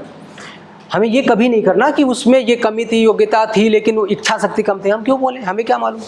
उनकी परिस्थितियां, कई बार मैं आपको बताऊं, जब आप सर्विस ज्वाइन करेंगे, अभी जो आपकी इंथुजियाज्म है और आपकी जो एक्सपेक्टेशन है, आप सोचते हैं कि आपको, जैसे आपने सोचा है, आपके दिमाग में आया होगा कि ये अधिकारी शायद और जोर लगाता तो शायद कुछ अच्छा कर रहा था। हो सकता है इसमें कुछ हद तक सच्चाई भी हो, लेकिन कई बार परिस्थितियां ऐसी होती हैं। आप एक बहुत, आपको मालूम है ना, आप पूरी एडमिनिस्ट्रेशन के सबसे लोएस्ट रैंक पे बैठे होंगे, ऑफिसर हैं आप, सबसे निचले तबके के ऑफिसर हैं, आपके ऊपर सारे हेवी वेट्स बैठे हैं, समझ गए आप, जनप्रतिनिधि बैठे हैं, जन भावनाओं का ध्यान रखना है, लॉ एंड ऑर्डर मेंटेन करना है। मतलब मान लीजिए कहीं पर कोई ऐसी फसाद क्रिएट हो जाए किसी डिसीजन से, जिससे जितना फ़ायदा आपने सोचा था उसका बदला उल्टा नुकसान हो जाए, तो आप रुकेंगे ना उस डिसीजन को लेने से, टालेंगे ना उसको कुछ दिनों के लिए। तो ऐसी स्थितियां आ सकती हैं, इसलिए हमें हमेशा डिजिस्ट करना है इस चीज़ को कि अगला योग्य नहीं था।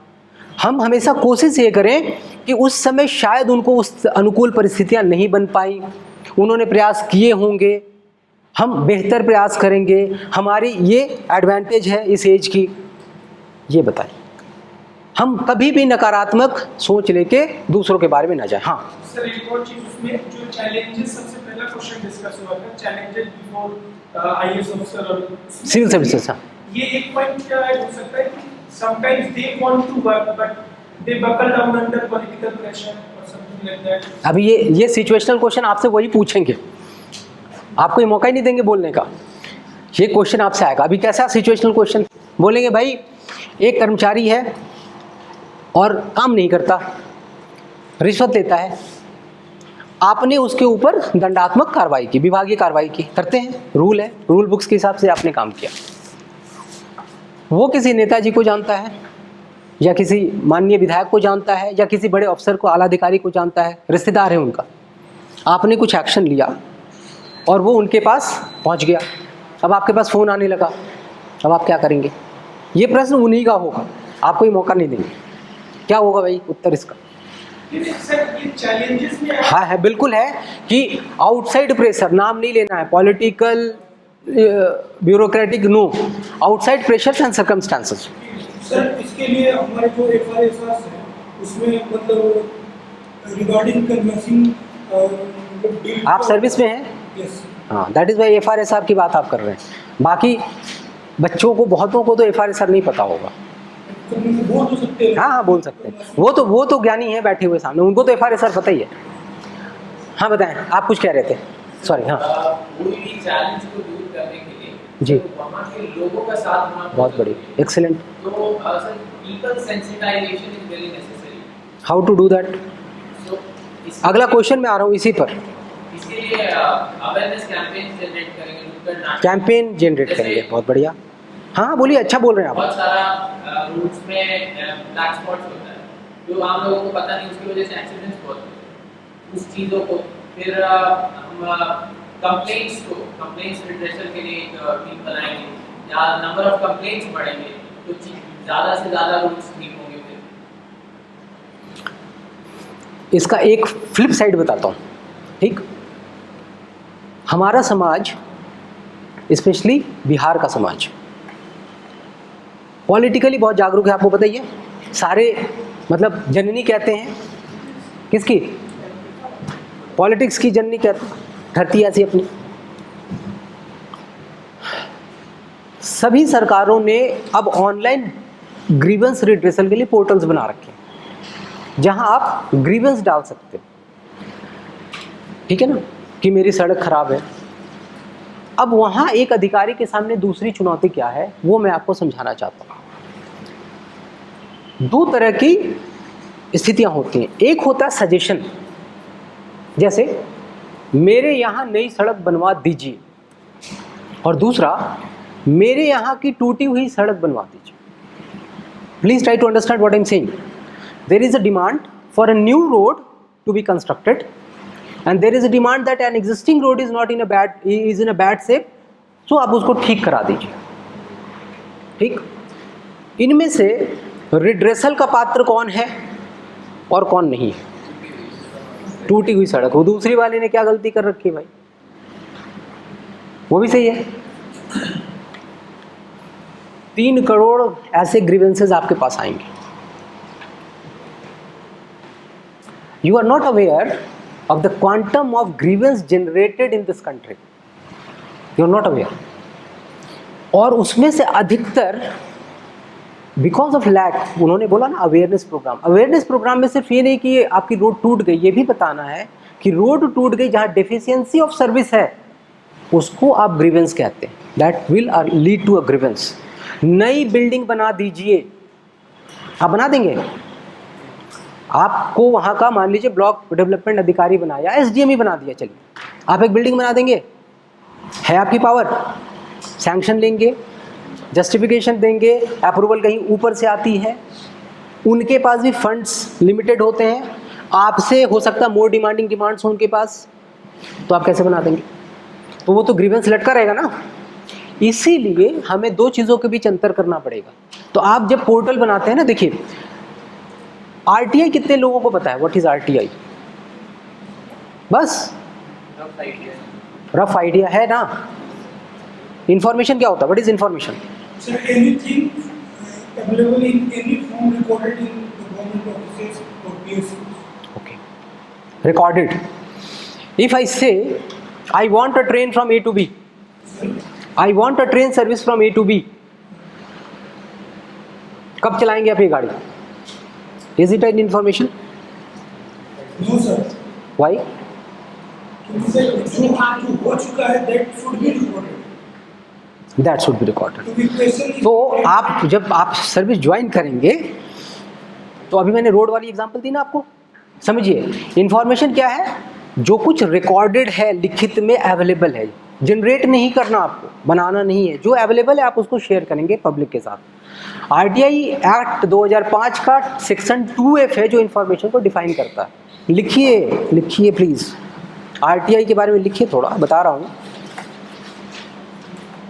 RTI जैसे ही आप बोलेंगे ना सशक्तिकरण, नागरिक को सशक्त करना चाहते हैं, तो RTI सबसे इंपॉर्टेंट टूल है ना।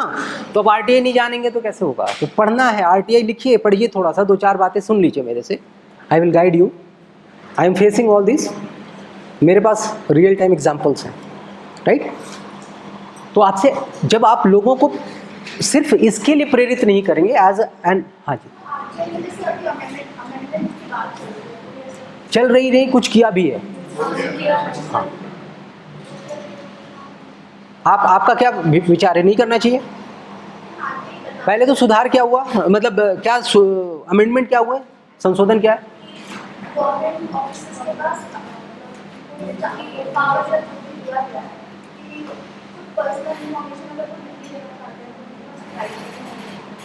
अच्छा, आप, हाँ, आप कोई कुछ कह रहा था, हाँ आप बताइए क्या अमेंडमेंट है? पढ़ के जाएंगे please. Amendment to RTI act note कीजिए, पढ़ के जाएंगे। हाँ हाँ, बोलिए जी। बिल्कुल, सबसे अहम बात ये है कि उनकी पहले जो सैलरीज और पर्क्स थे वो, हाँ, वो सुप्रीम कोर्ट के जैसे कॉन्स्टिट्यूशनल बॉडीज़ की, जितने कॉन्स्टिट्यूशनल बॉडी के हेड्स हैं उनके जैसा था, उसको अब सबऑर्डिनेट कर दिया, यानी सरकार उनकी सैलरी एक एम्प्लॉय के जैसा बना दिया उनको, भारत सरकार के एक अधिकारी के का स्तर हो गया उनका, जो उचित नहीं है। ठीक, वो आप कह सकते हैं, इस पर पुनर्विचार करने की जरूरत हो सकती है, आप कह सकते हैं, लेकिन उनका प्रश्न कुछ और है। हाँ जी,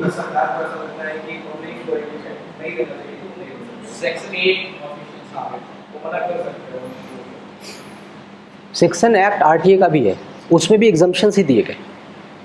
सेक्शन RTI में कुछ प्रोविजंस है, मोटी मोटी 2-4 बातें बता दूं जो आप काम में ला सकते हैं एज एन एडमिनिस्ट्रेटर। पहली चीज़, इन्फॉर्मेशन क्या है? जो रिकॉर्डेड है, जो आपके पास उपलब्ध है, बनाना नहीं है, नॉट टू बी क्रिएटेड। दूसरी चीज़, आपको कुछ एग्जम्पशंस हैं, और जो आप जब काम करते हैं as a CPIO means chief public information officer, तो आप एक अधिकारी के साथ साथ एक जुडिशियल ऑफिसर भी होते हैं।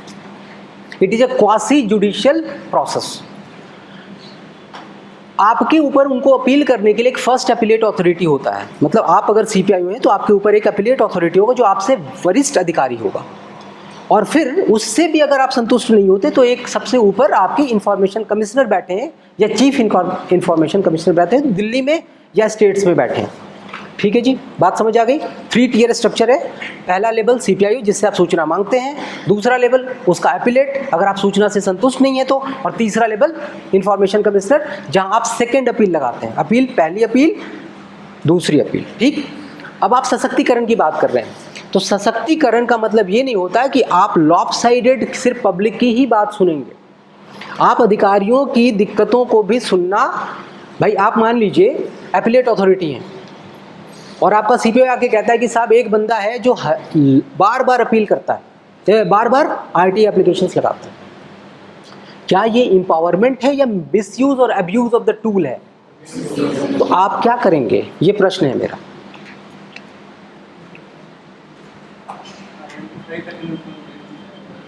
कौन बोल रहा है? तो आप क्या करेंगे? आपके पास पावर है? पावर है आपके पास? क्वासी जुडिशियल प्रोसेस है, आपके पास पावर नहीं है। आपके पास यही पावर है कि सूचना मना कर दीजिए या दे दीजिए। अभी जो मना करने वाली जो स्थिति आई है वो डेटा प्रोटेक्शन एक्ट, अभी तो बिल है, एक्ट बन जाए तो प्रोटेक्शन एक्ट के प्रोविजंस के हिसाब से उसको उसके साथ अलाइन किया गया है। तो आरटीआई जब भी बोलेंगे तो उसका फ्लिप साइड भी आप जानेंगे। मैं आपको फ्लिप साइड बता रहा था, पॉजिटिव तो आप पढ़ लेंगे, उसकी फ्लिप साइड क्या है कि उसका अब्यूज़ होता है, लोग एक्सटॉर्शंस करते हैं, उसको एक as a political tool use करते हैं, परेशान करने के लिए, अधिकारियों पे दबाव बनाने के लिए इसको एक टूल के रूप में भी इस्तेमाल किया जाता है। ये आपको ज्ञात होना चाहिए। ठीक है, क्या आरटीआई में ली गई सूचना एविडेंस के तौर पर कोर्ट में दे सकते हैं?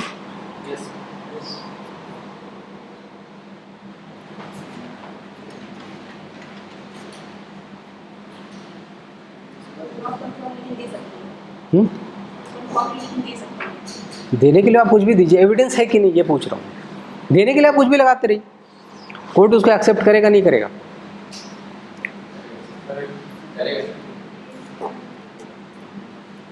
पता करिए, पहले सोचिएगा, इसे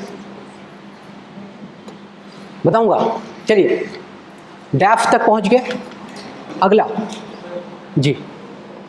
सिटीजन एम्पावरमेंट है, उसमें हम सोशल ऑडिट बता सकते हैं? जी फिर से बोलिए सर। जो सिटीजन एम्पावरमेंट है जी, इसमें क्या हम सोशल ऑडिट के बारे में बात कर सकते हैं? सोशल ऑडिट क्या होता है सर? जब कोई भी जैसे रोड बना, पंचायत लेवल से बात करके वहाँ के लोग को बता के भाई काम को ऑडिट कर सकते हैं और देखो कि कुछ करप्शन तो नहीं हो गया इसमें।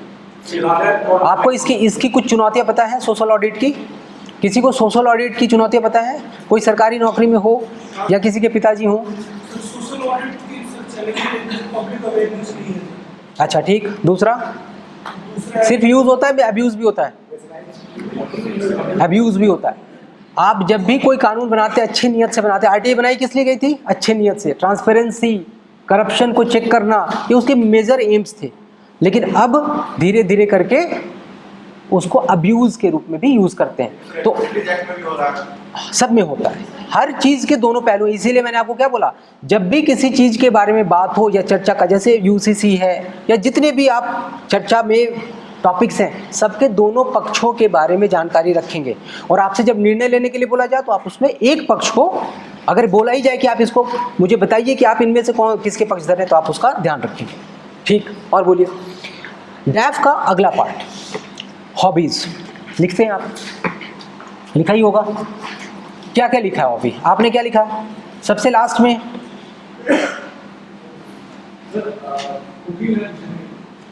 Cooking, strange, very good boy, cooking things, good. क्या बनाते हैं आप? What is health?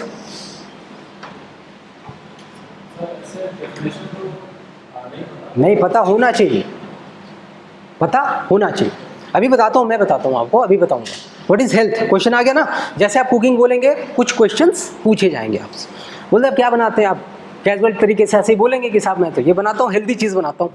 बोलते गार्बेज फूड भी होता है, तो उसमें गार्बेज क्या होता है, कोलेस्ट्रॉल क्या चीज़ होती है, लिखिए भाई साहब, आपके लिए बता रहा हूँ, प्लीज़ राइट डाउन। कोलेस्ट्रॉल क्या होता है, लिपिड प्रोफाइल क्या होता है, bad cholesterol, good cholesterol, controversy क्या है, ट्राइग्लिसराइड्स क्या है, फैटी एसिड्स क्या है, what is the difference, why protein is so important, glycaemia किसकी डेफिशिएंसी से होता है, ऐसे ऐसे क्वेश्चंस। समझ गए मैं क्या मेरा पॉइंट समझ गए आप, कि जब आप खाना और हेल्थ जैसे ही दोनों वर्ड यूज करेंगे तो कुछ इसके लिए भी तैयार हो जाए, तो बना लें उसको, उसमें कोई बहुत मुश्किल काम नहीं, मिल जाएगा। ठीक, आगे बताइए, आप हेल्दी खाना बनाते हैं। Health is a state of mental and physical both, right. बढ़िया, खूब अच्छा, बढ़िया, आपको आता है, उनको बता दीजिए आप, you can guide, he is although your competitor but still he deserves. हाँ टेल मी, और आगे क्या खाना बनाया, फिर खाना बना दिया, हेल्दी बना दिया, फिर जैसे बनाते क्या है?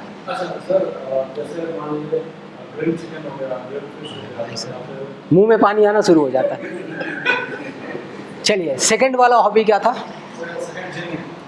Gym, good. तो gym is, how good is gym for health?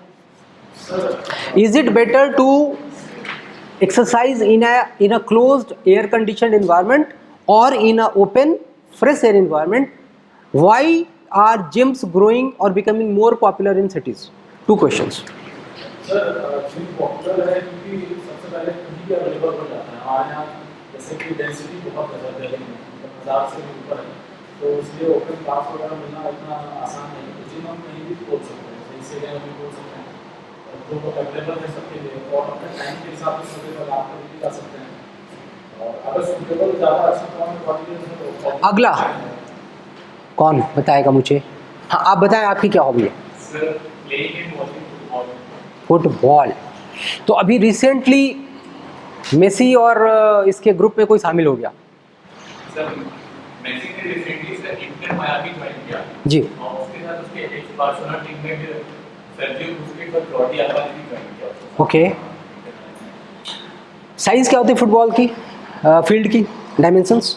105 good, what the point, मैं क्या पॉइंट आउट करना चाहता हूँ, हॉबीज ये नहीं कि बस ऐसे कुछ भी बोल दिया, डायमेंशंस, कुछ इंपॉर्टेंट प्लेयर्स, अपने यहाँ के कुछ स्टार प्लेयर्स, ठीक, आपको क्यों पसंद है, right, things of that nature, आप उसको प्रिपेयर करेंगे। और कोई हॉबी किसी की इनसे अलग? चेस, अरे गजब, बताएं कैसे है चेस? तो मतलब बहुत कम लोग खेल पाते हैं, अकल वाला गेम है। किससे इंस्पायर हो गए, किससे इंस्पायर हो गए कि चेस खेलने के लिए? Who inspired you?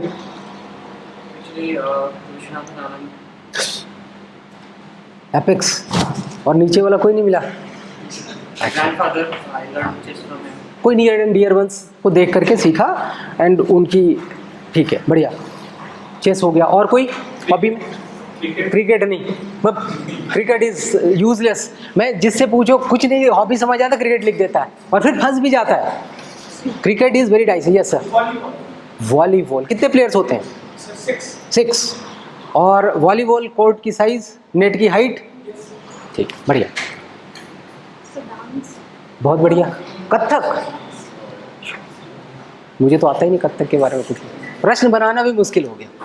हाँ बताइए, कितने घराने हैं कथक के? 3 घराने जी। और ये हमारे जो बिरजू महाराज थे, लखनऊ घराने के थे। तो जयपुर घराने का कोई बताइए? हाँ, नहीं, मुझे वो नहीं चाहिए, मुझे चाहिए नहीं वो चीज़। आप, मैं जो पॉइंट आउट करना चाह रहा हूँ, जो फिगर आउट करना चाहिए, उस पर मर्म समझिए, है ना, क्वेश्चन का आंसर। हाँ, अरे एक्सेलेंट। जीआई टैग मिल गया क्या? क्या होता है GI tag? Who will tell me what is GI tag? बताइए, जीआई टैग क्या होता है? जीआई टैग किसी एक स्पेसिफिक ज्योग्राफिकल वर्ड यूज करें। हाँ बोलिए, ठीक है, समझ गया मैं आपकी भावना से, मैं ठीक है समझ गया, ठीक। अच्छा, तो एक तो डैफ का हॉबी तक पहुंच गए, सिचुएशनल क्वेश्चन हमने देख लिया। अब कुछ ऐसे क्वेश्चन होंगे जो आप एंटिसिपेट ही नहीं कर सकते। आप इसके लिए तैयार रहें कि अगर आपसे मैं 20 क्वेश्चन पूछूंगा तो उसमें से 3 क्वेश्चन आपसे नहीं होंगे। मतलब you might not be ready for it.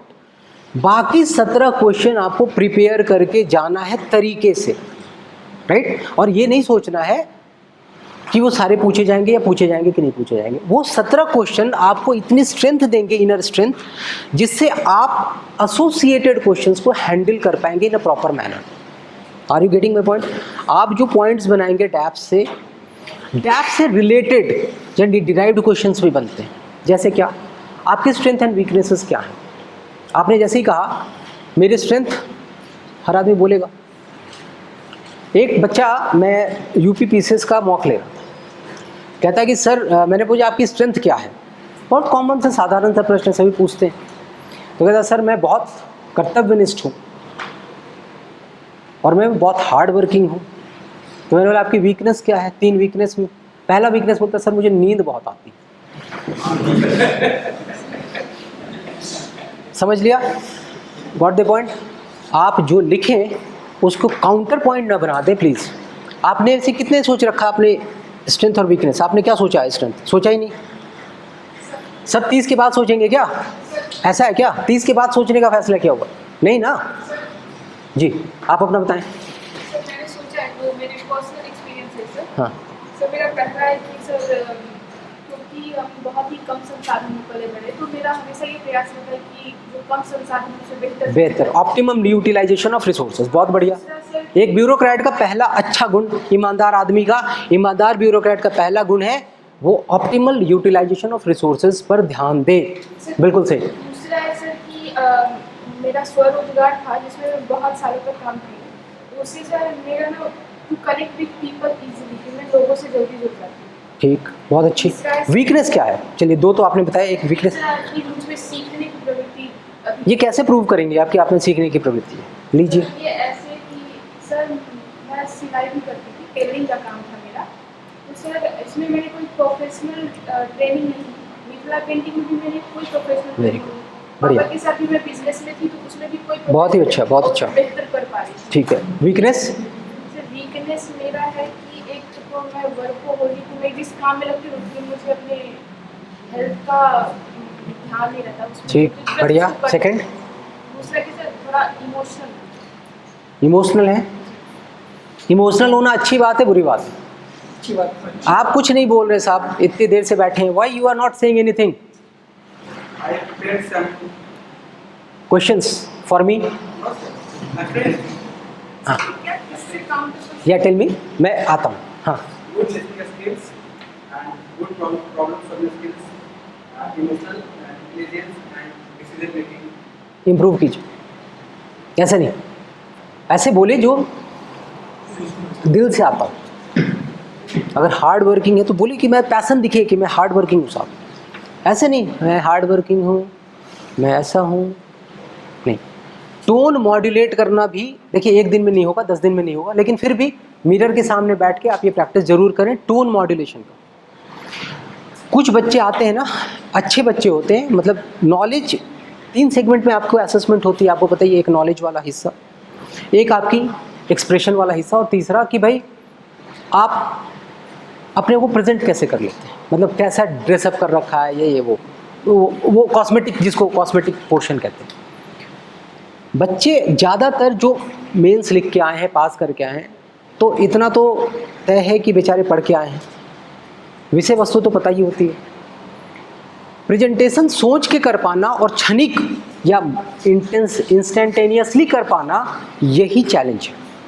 और इसलिए आप क्या करें, मिरर के सामने बैठ के कुछ प्रैक्टिस करें, बात वार्तालाप, और अपनी शक्ल देखें, मॉड्यूलेशन कैसे होता है। कोई गंदा क्वेश्चन पूछे, फेस का एक्सप्रेशन बदलता है नहीं बदलता, 3-4 दिन जरूर करें, 2-3 मॉक जरूर दें। ये सब मैं आपको सजेशन के रूप में दें, 2-3 मॉक जरूर दें कम से कम। एक मॉक, एक जिसको बोलते हैं ना फाइनल ड्रेस रिहर्सल, देखते हैं ना 26 जनवरी की पीरियड के पहले भी इतनी तैयारियों के बाद भी एक ड्रेस रिहर्सल होता, उसमें पूरी मतलब it is a replica of 26 जनवरी, बिल्कुल वैसे ही, सब कुछ वैसे ही होता है, ठीक है। सिर्फ वहाँ पर प्रेसिडेंट साहब की जगह एक डमी बैठा होता है, हाँ। तो आप भी एक ड्रेस रिहर्सल जरूर करें। लास्ट जहाँ भी आपको मौका देने का मौका मिले, आप प्लीज़ अपने उस ड्रेस में जाएँ, उस अटायर में जाएँ जो आप उस दिन पहनेंगे। फीडबैक जो मिलता है उसको बस पढ़ के किनारे न कर दें, वरना मॉक ना दें। अगर आप टेक अवे पॉइंट्स नहीं बना पा रहे तो it is useless to have a exercise of this nature. ठीक, डैफ के डेरिवेटिव्स में क्या स्ट्रेंथ एंड वीकनेसेस बता दिया कि एक तो वो तो आप थोड़ी लिखते हैं डैफ में कि मेरी स्ट्रेंथ क्या वीकनेसेस क्या। दूसरा डेरिवेटिव ये होता है कई बार कि आपसे आपकी डैफ देख करके आपको मैं उसी से खूब सारे सिचुएशनल क्वेश्चन बनाऊंगा। तो ये सिचुएशनल क्वेश्चन की एग्जांपल्स तो आपने देखी ली। अब एक लास्ट एस्पेक्ट जो मैं आपको पिन पॉइंट कर दूं, मैं अपने एक्सपीरियंस के बेसिस पे बोल रहा हूँ। जितने बच्चे इंटरव्यू देने आते हैं उनमें से कई बैठते भी नहीं है ठीक से। क्यों? आदत नहीं होती। ठीक है, हम कैसे बैठे हैं? सी, रिलैक्स मोड में। वहाँ कैसे बैठना? Attentive mode. आदत ही नहीं। 3 घंटे को जिस एक स्ट्रेच में जिसको बैठने की आदत नहीं है वो 3 घंटे के पेपर में क्या होता है, 1.5 घंटे में बोल जाता है। क्यों? आदत ही नहीं। तो आप 20 मिनट तक, मोटा मोटा 20-25 मिनट एक पॉस्चर में बैठकर मिरर के सामने वार्तालाप जरूर कर लें 2-3 बार। उससे आपको अपनी खामियां, अपनी खूबियां सब पता चलेंगी। आपको दिखेगा कि मैं ठीक से बैठता हूँ कि नहीं, ठीक से बोलता हूँ कि नहीं, ठीक से प्रेजेंट कर पाता हूँ कि नहीं। एक काम ये करेंगे। दूसरा काम करेंगे, जब आप एंट्री लेते हैं तो बिना परमिशन के ना घुसें। कई बार होता है दरवाज़ा खोलने के लिए कोई प्यून खड़ा होता है वहाँ पे, दरवाज़ा वो खोल देगा, कई बार आपको खुद ही खोलना पड़ता है। अगर खोल दिया गया है तो भी इसका ये मतलब नहीं कि आप धड़धड़ाते हुए अंदर एंट्री मार दें। काफ़ी सीनियर लोग बैठे हैं और ऑब्वियसली आपकी नौकरी, रादर सर्विसेज उन्हीं के हाथ में, तो at least on the face of it you can not do, right. तो आप परमिशन लेंगे। परमिशन लेने के बाद चेयर पे जाके बैठ जाएंगे। नहीं बैठेंगे। वो नॉर्मली तो बोल ही देंगे बेचारे। इतनी बदतमीजी तो किसी कि खड़े खड़े इंटरव्यू दे दो, ऐसा तो होगा नहीं कभी। हाँ, सबसे बड़ी दुविधा है बैठ जाने के बाद, जैसे चेयरमैन साहब या साहिबा जो भी आपसे जो पहला प्रश्न पूछेंगे वो होगा कि आप अपना संक्षिप्त परिचय दें। ये तो पूछेंगे ही पूछेंगे, तो पहला क्वेश्चन सबके साथ होगा। इसको आप रट के जाएंगे।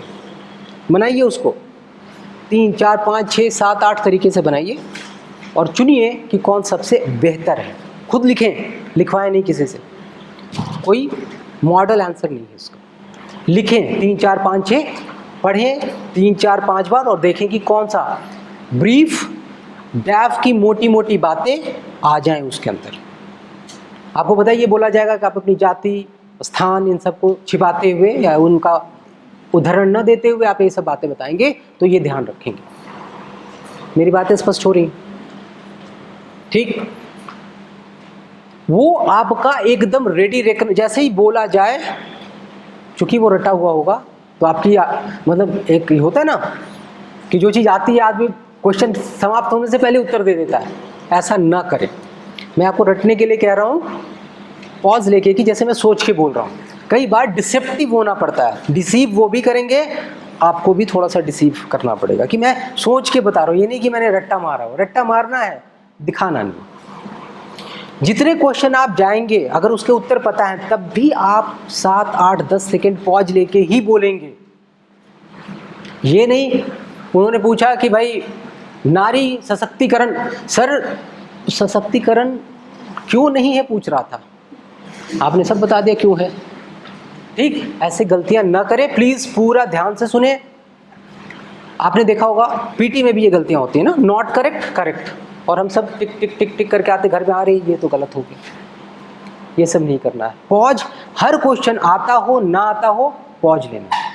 7, 8, 10 सेकेंड पॉज लेके एज इफ मैंने कुछ पॉन्डर किया या thought over it and then I am replying. ठीक। अगली बात, जब भी आपसे प्रश्न पूछा जाए तो जो बोर्ड मेंबर पूछ रहा है कोशिश करें कि आई कांटेक्ट बने और हट जाए, मतलब ऐसे नहीं, राइट। उससे क्या होगा, नर्वसनेस आएगी।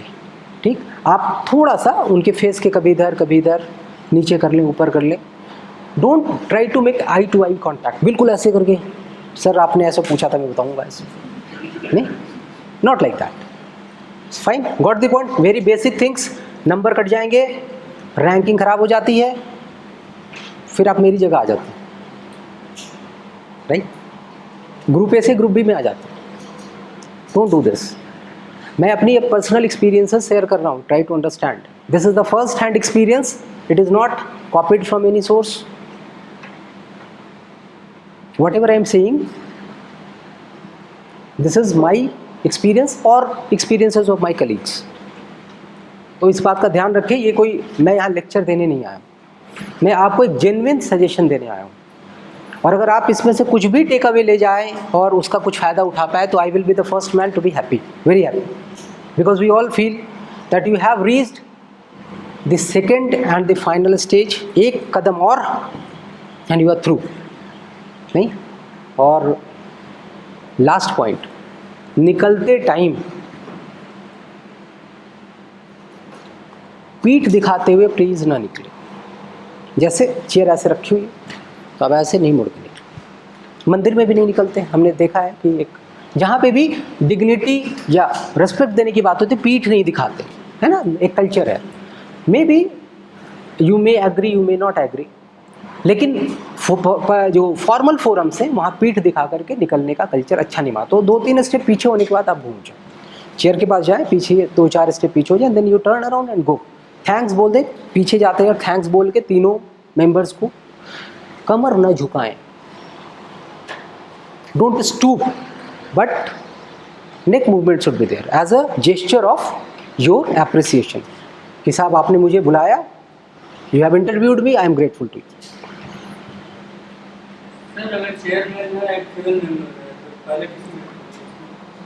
चेयरमैन इज द एपेक्स, सबसे पहले चेयर को करना चाहिए। हमारे यहाँ इस पर डेलिब्रेशन चलते हैं कि लेडीज बीइंग, मतलब उनको एक हायर पेडिस्टल पे रखते हैं हमेशा। आप उस समय जो दिमाग में आए कर दीजिए, ladies should be given priority. लेकिन अगर आपने चेयरमैन को कर दिया, इसके लिए नंबर नहीं कटने वाले, ठीक है। If you do due diligence दिखाते हुए अगर आप ये करते हैं तो इस पर कोई नंबर नहीं कटता। अच्छा होगा कि आप लेडी को पहले दे दें, अगर बगल में बैठी हैं, बहुत किनारे बैठी हैं तो साहब को बोल दें पहले, फिर मैम को बोल दें, फिर बाकी मेंबर्स को बोल दें।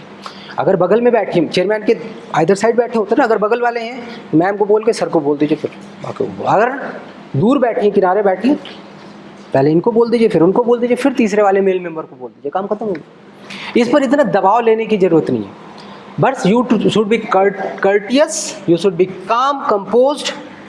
This is the epic, means the entire bottom line. Questions आपसे कुछ नहीं ऐसे बनेंगे या नहीं आंसर हो पाएंगे, उसका भी दबाव नहीं लेना, क्योंकि अगला क्वेश्चन भी आने वाला है। अगर आप उस पर डिप्रेस सप्रेस हो जाएंगे तो क्या होगा, अगला आंसर भी खराब हो जाएगा। तो पीछे बोलते ना, बी गॉन बाई गॉन, बीती ताही बिछार दे आगे की सुधिले। तो आप पीछे वाला क्वेश्चन ऐसे भूलेंगे जैसे कुछ था ही नहीं। तुरंत चैलेंज क्या है, चैलेंज है 10-15 सेकंड के अंदर क्वीन एलिजाबेथ बनने का। आपको पता है क्वीन एलिजाबेथ के एट्रीब्यूट क्या थे? अभी ऐसे करके मुझे डांटेंगी बहुत तेज, एक्सट्रीम पीक पर, और सामने आते हैं उनकी पूरी फेशियल एक्सप्रेशन चेंज हो जाएगी, एज इफ नथिंग हैपेंड। ये एट्रीब्यूट उस हद तक तो हम 10 दिन में नहीं कर पाते। मैं हर बच्चे को कहता हूँ, जिस दिन आप ये प्लान करते हैं कि मैं सिविल सर्वेंट बनने जा रहा हूँ, try to inculcate some basic things. हम टी शर्ट पहन के घूम रहे हैं, वाई यार, घर में घूमिए ना, शर्ट नहीं है, मम्मी पापा शर्ट खरीद देते हैं ना। Why don't you wear a formal attire during your class? Way of life बन जाएगी ना आपकी, आपको फिर वो नहीं करना पड़ेगा, मतलब बनावटी नहीं लगेगा। जैसे अब एकाएक मान लीजिए किसी ने आज तक बेचारी लड़की ने साड़ी नहीं पहनी, अब इंटरव्यू के दिन उसको साड़ी पहना देंगे, जस्ट इमेजिन द, वो इंटरव्यू पे कम और साड़ी पे ज़्यादा फोकस होता है, राइट? आदत नहीं रहेगी पहनने की। तो जो कंफर्टेबल अटायर हो आप उसमें जाए। पता नहीं, पता चला कि साड़ी पे ज़्यादा फोकस हो गया, बेचारा वो क्वेश्चन कुछ और ही पूछ रहा है। नहीं करना वो चीज़, कंफर्टेबल रहना है। शर्ट वर्ट जिम इतना टाइट नहीं, ऊपर का बटन भी बंद।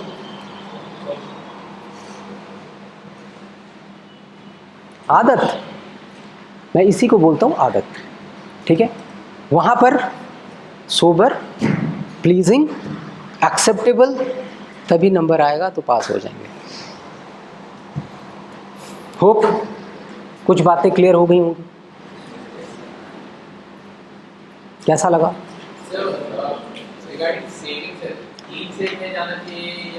दाढ़ी बना के जाना चाहिए, मतलब जैसे बगल वाले आपके फ्रेंड, मतलब अगर वो रखते हैं हमेशा तो बहुत अच्छा, मतलब यूनिक कॉम्बिनेशन है ना। आप दोनों क्वेश्चन के आंसर हो जाता।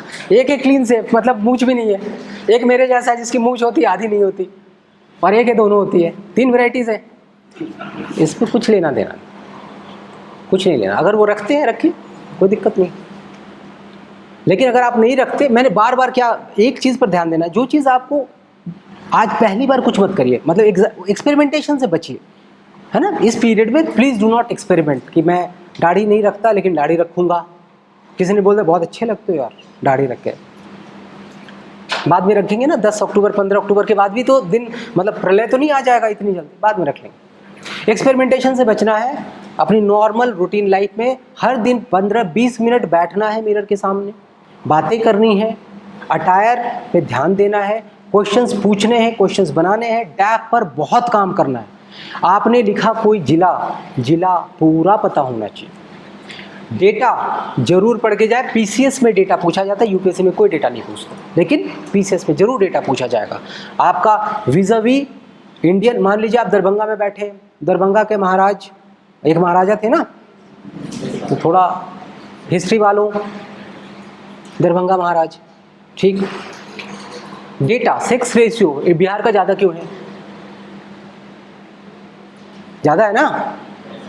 कितना है सेक्स रेशियो? 1019। ये एनएफएचएस क्या होता है यार? कितने साल पे होता है? 5 साल।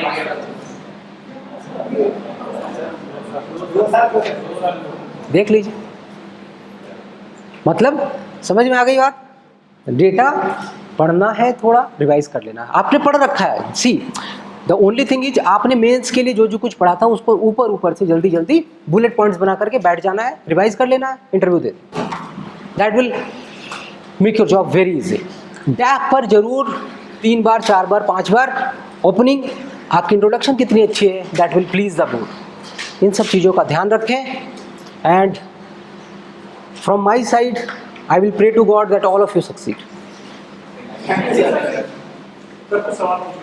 जी, तो पहला ये था हॉबी, दूसरा हॉबी एक ही रखना चाहिए कि 2 लिख सकते हैं? मिनिमम रखिए, कम क्वेश्चन पूछे जाएंगे, फंसेंगे नहीं। अगर आप कंफर्टेबल हैं कि दोनों का उत्तर दे सकते, क्रॉस क्वेश्चन का रखिए। बहुत वाइड स्पेक्ट्रम है, कुछ भी पूछ सकते हैं। तो आप देख लीजिए, आप प्रिपरेशन के लेवल आपने तो लिख के दे दिया ना, अब क्या कर पाएंगे, आपको दोनों ही करना पड़ेगा।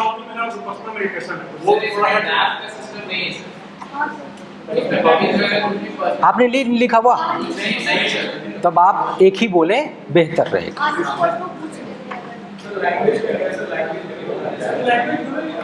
लैंग्वेज, उसमें आपने तो डैफ ही नहीं भरा,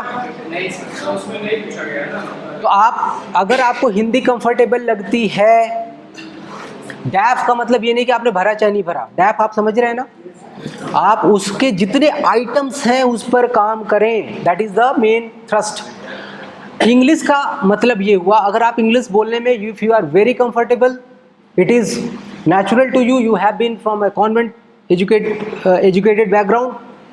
if you are not comfortable, please don't, वो तो मर्की सा हो जाता है, थोड़ा अच्छा नहीं लगता। मतलब सेंटेंस में देखा है, टेंस नहीं मैच होता, वर्ड्स खराब हो जाते हैं, वर्ड सिलेक्शन गड़बड़ हो जाता है, डोंट डू दैट, मेरी रिक्वेस्ट है। हिंदी बोलिए ना भाई, बिहार तो हिंदी हार्टलैंड है, क्या दिक्कत है। वर्ड्स कोई रेस्ट्रिक्शन नहीं है, इंग्लिश के वर्ड हम यूज़ करते हैं यहाँ, तो आप करिए, इंग्लिश वही यूज़ करें जो कंफर्टेबल है। मेरी ये रहेगी सजेशन। हिंदी, अगर वो हिंदी में बोलते हैं आप हिंदी में जवाब दें, इंग्लिश में पूछते हैं इंग्लिश में जवाब दें, आपके पास तो एडवांटेज है।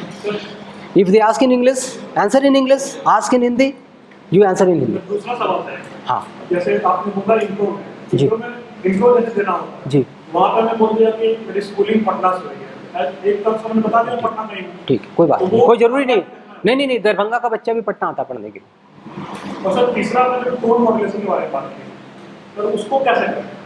थोड़ा प्रैक्टिस, 10 दिन है जितना कर सकते हैं। आमूल चूल परिवर्तन। तरीका कैसे? तरीका यही है कि आप जैसे एक पैराग्राफ लिया आपने, कोई पढ़े उसको, ठीक, और उस पर बॉयस जैसे कहाँ पे इम्फेसाइज करना है, कहाँ हल्का छोड़ना है, करके देखिए। इसीलिए मैंने बोला 20 मिनट आईने के सामने बिताना। सर करेक्ट में पोस्ट प्रेफरेंस पोस्टर टॉप 3 के पोस्ट प्रेफरेंस जी, इस पर पूछेंगे सवाल। और उस पे सर जैसे आपने आईपीएस मतलब डिप्टी एसपी क्यों चुना, पुलिस क्यों चुना? हाँ, उस पे कुछ सिचुएशनल क्वेश्चन पूछे गए, दंगे वगैरह ऐसे, और आप क्या करोगे? तो आपको ये मिली है? नहीं तो सर मिलेगी। कुछ मॉडल क्वेश्चंस दिए गए, वो आपको एक दिस इज नॉट एग्जॉस्टिव कि सब यही आएगा, नहीं, आपको एक लीड मिलेगा कि ऐसे क्वेश्चन पूछे जाएंगे, मेरा क्या आंसर होना चाहिए। हमेशा आपको एक ऐसी सिचुएशन में ले जाके, जैसे हम लोग क्या करते हैं, जैसे क्या बोला जाएगा, आप एक टीम को लीड करते जंगल में जा रहे थे, कुछ आतंकवादियों का या कुछ एंटी सोशल एलिमेंट्स का पीछा करते हुए, मोबाइल टावर ज़ीरो हो गया, आपकी कनेक्टिविटी ख़त्म हो गई, और आप और आपकी छोटी सी टीम जो लेस इक्विप्ड है घिर गई है।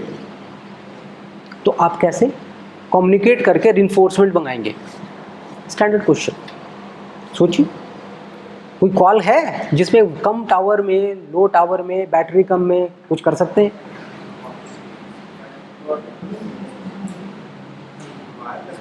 वायरलेस कॉल कर सकते हैं, व्हाट्सएप कॉल कर सकते हैं, कोशिश कर सकते हैं, ट्राई कर सकते हैं, मैसेज डाल सकते हैं। आई मीन आपको ये नहीं कर, देखिए कोई इसका कोई स्टैंडर्ड मॉडल आंसर नहीं है। यू आर टेकिंग अप, आपकी प्रेजेंस ऑफ माइंड चेक कर रहे हो, और अगर आप इन सब चीज़ों के लिए तैयार होंगे तो एक आंसर का इनपुट दूसरी जगह भी यूज़ कर पाएंगे। तो इसी को प्रिपरेशन कहा जाता है। और क्या प्रिपरेशन, मॉक ही तो कराएगा आपको। तो आप इसको पढ़ेंगे, क्वेश्चंस हैं, लीड्स मिलेंगे आपको कि ये लीड्स है, इससे आप मल्टीपल टेल्स निकाल पाएंगे, मल्टीपल एंगल्स पे आप इसको एनालाइज कर पाएंगे। हाँ बताएं सर, ये जो 24-25 प्रेफरेंस है, फोर्स प्रेफरेंस, इन सब की एक जगह इकट्ठी जानकारी, क्या इनका ऑर्डर है, क्या वर्क है, ये सब इतना डिटेल तो आपसे उम्मीद नहीं की जाती, लेकिन एसडीएम, डिप्टी एसपी, रेवेन्यू, इन 3-4 जो बड़े पोस्ट हैं उनके बारे में, क्योंकि एस्पिरेशन सबकी तो वहीं पहुंचने की है, ठीक है ना। तो आप, या सप्लाई इंस्पेक्टर पैसे वाला पोस्ट होता है शायद, नहीं, तो लोग उसके लिए भी स्ट्राइव करते। आई डोंट से दिस, मैं ये कहना चाह रहा हूँ कि जो ऐसे पद हैं जिनका कि सीधा सीधा आपको इन्फॉर्मेशन मिल जाता है, आपसे थोड़ी यूज उसकी पूरी वर्किंग कंडीशंस और सारे जनरल बातें, लेकिन बुलेट, मैंने क्या बोला, जैसे ही आपने उत्तर देना शुरू किया मैं प्रश्न बदल दूंगा, क्यों, मुझे पता लगे आपको आता है। तो आपको इतनी डिटेलिंग नहीं करनी, लेकिन 5 मुद्दे, 5 बातें लिखेंगे, 2 बातें बोलेंगे, क्वेश्चन बदल जाएगा, नहीं बोलेंगे क्रॉस क्वेश्चन होगा। करंट 2 साल तक करंट होता है, करंट 2 साल होता है पीछे का।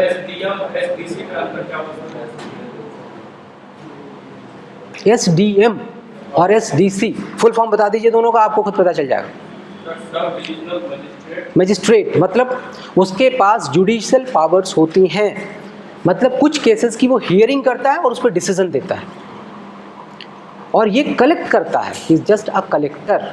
तो इसके पास जुडिशियल पावर्स नहीं होते, लेकिन कई बार ऐसे कुछ अधिकारी हैं जिनके पास कुछ अपीलेट पावर्स होते हैं, मतलब आपके उच्चाधिकारियों के पास कुछ जुडिशियल पावर होंगे, लेकिन लिखा हुआ नहीं होगा कि वो मजिस्ट्रेट हैं, लेकिन उनके पास कुछ मजिस्ट्रेट, बहुत लिमिटेड होता है।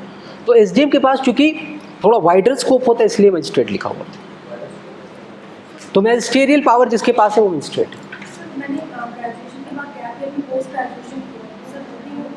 क्या किया था, सेम सब्जेक्ट, इन्वायरमेंट पढ़ के जाइएगा, बजिंग टॉपिक है।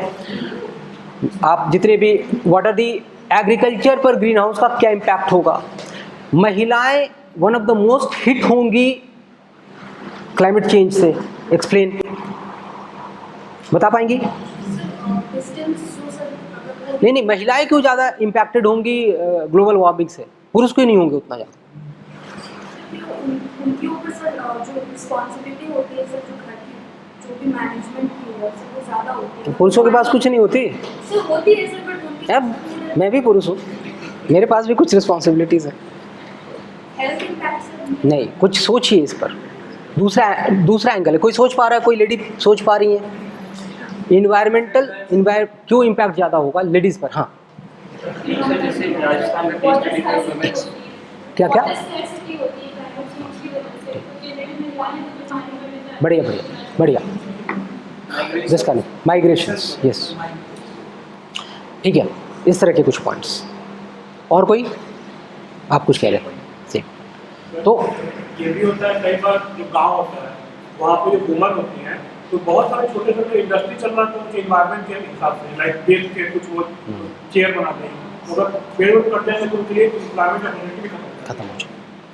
लेकिन ज़रूरी नहीं कि सारी लेडीज़ ही लगी हों वहाँ पे, सेल्फ हेल्प ग्रुप्स होते हैं, उसमें जेंट्स भी होते हैं, ऐसा नहीं है कि लेडीज़ ही होती है सर। तो आपको ऐसे वाले पॉइंट्स पकड़ने हैं जो लेडीज स्पेसिफिक हो, ये पूछेंगे आप, आपके लिए इन्वायरमेंट रिवाइज करके जरूर जाइए, ठीक है। अच्छा SF6 क्या होता है? हाँ क्या होता है? CH4 से ज़्यादा होता है कम होता है? CH4 का CO2 से ज़्यादा होता है कम होता है? CH4 एबंडेंस किसकी ज़्यादा है? एबंडेंस किसकी ज़्यादा? CO2 किससे? मैं फिर एक लीड क्वेश्चन था, आपको ये भी बता दिया, आप जो लास्ट पढ़ के जाएंगे, जैसे इन्होंने इन्वायरमेंटल साइंस पढ़ लिया, आपने फिजियोथेरेपी पढ़ ली, 4 क्वेश्चन पूछेंगे, बॉल एंड सॉकेट जॉइंट क्या होता है, इसकी थेरेपी क्या ऐसे करेंगी, इंफ्रारेड थेरेपी और UV थेरेपी में क्या अंतर होगा, राइट। आप एक बंदा है एक्सीडेंट से उसके टांगों में मान लीजिए चोट आ गई और डिस्पाइट हिज बेस्ट एफर्ट वो ठीक नहीं हो पा रहा, उसके लिए क्या सजेशंस होंगे एज अ फिजियोथेरेपिस्ट, इस तरह के क्वेश्चंस। कोई है ये जो, अच्छा आपका स्ट्रीम क्या था? मेरीन इंजीनियरिंग, TS राजेंद्र थे?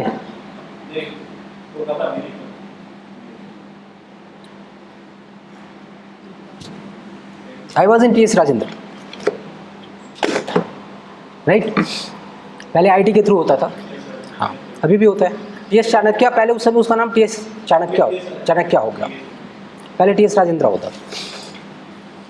तो हाँ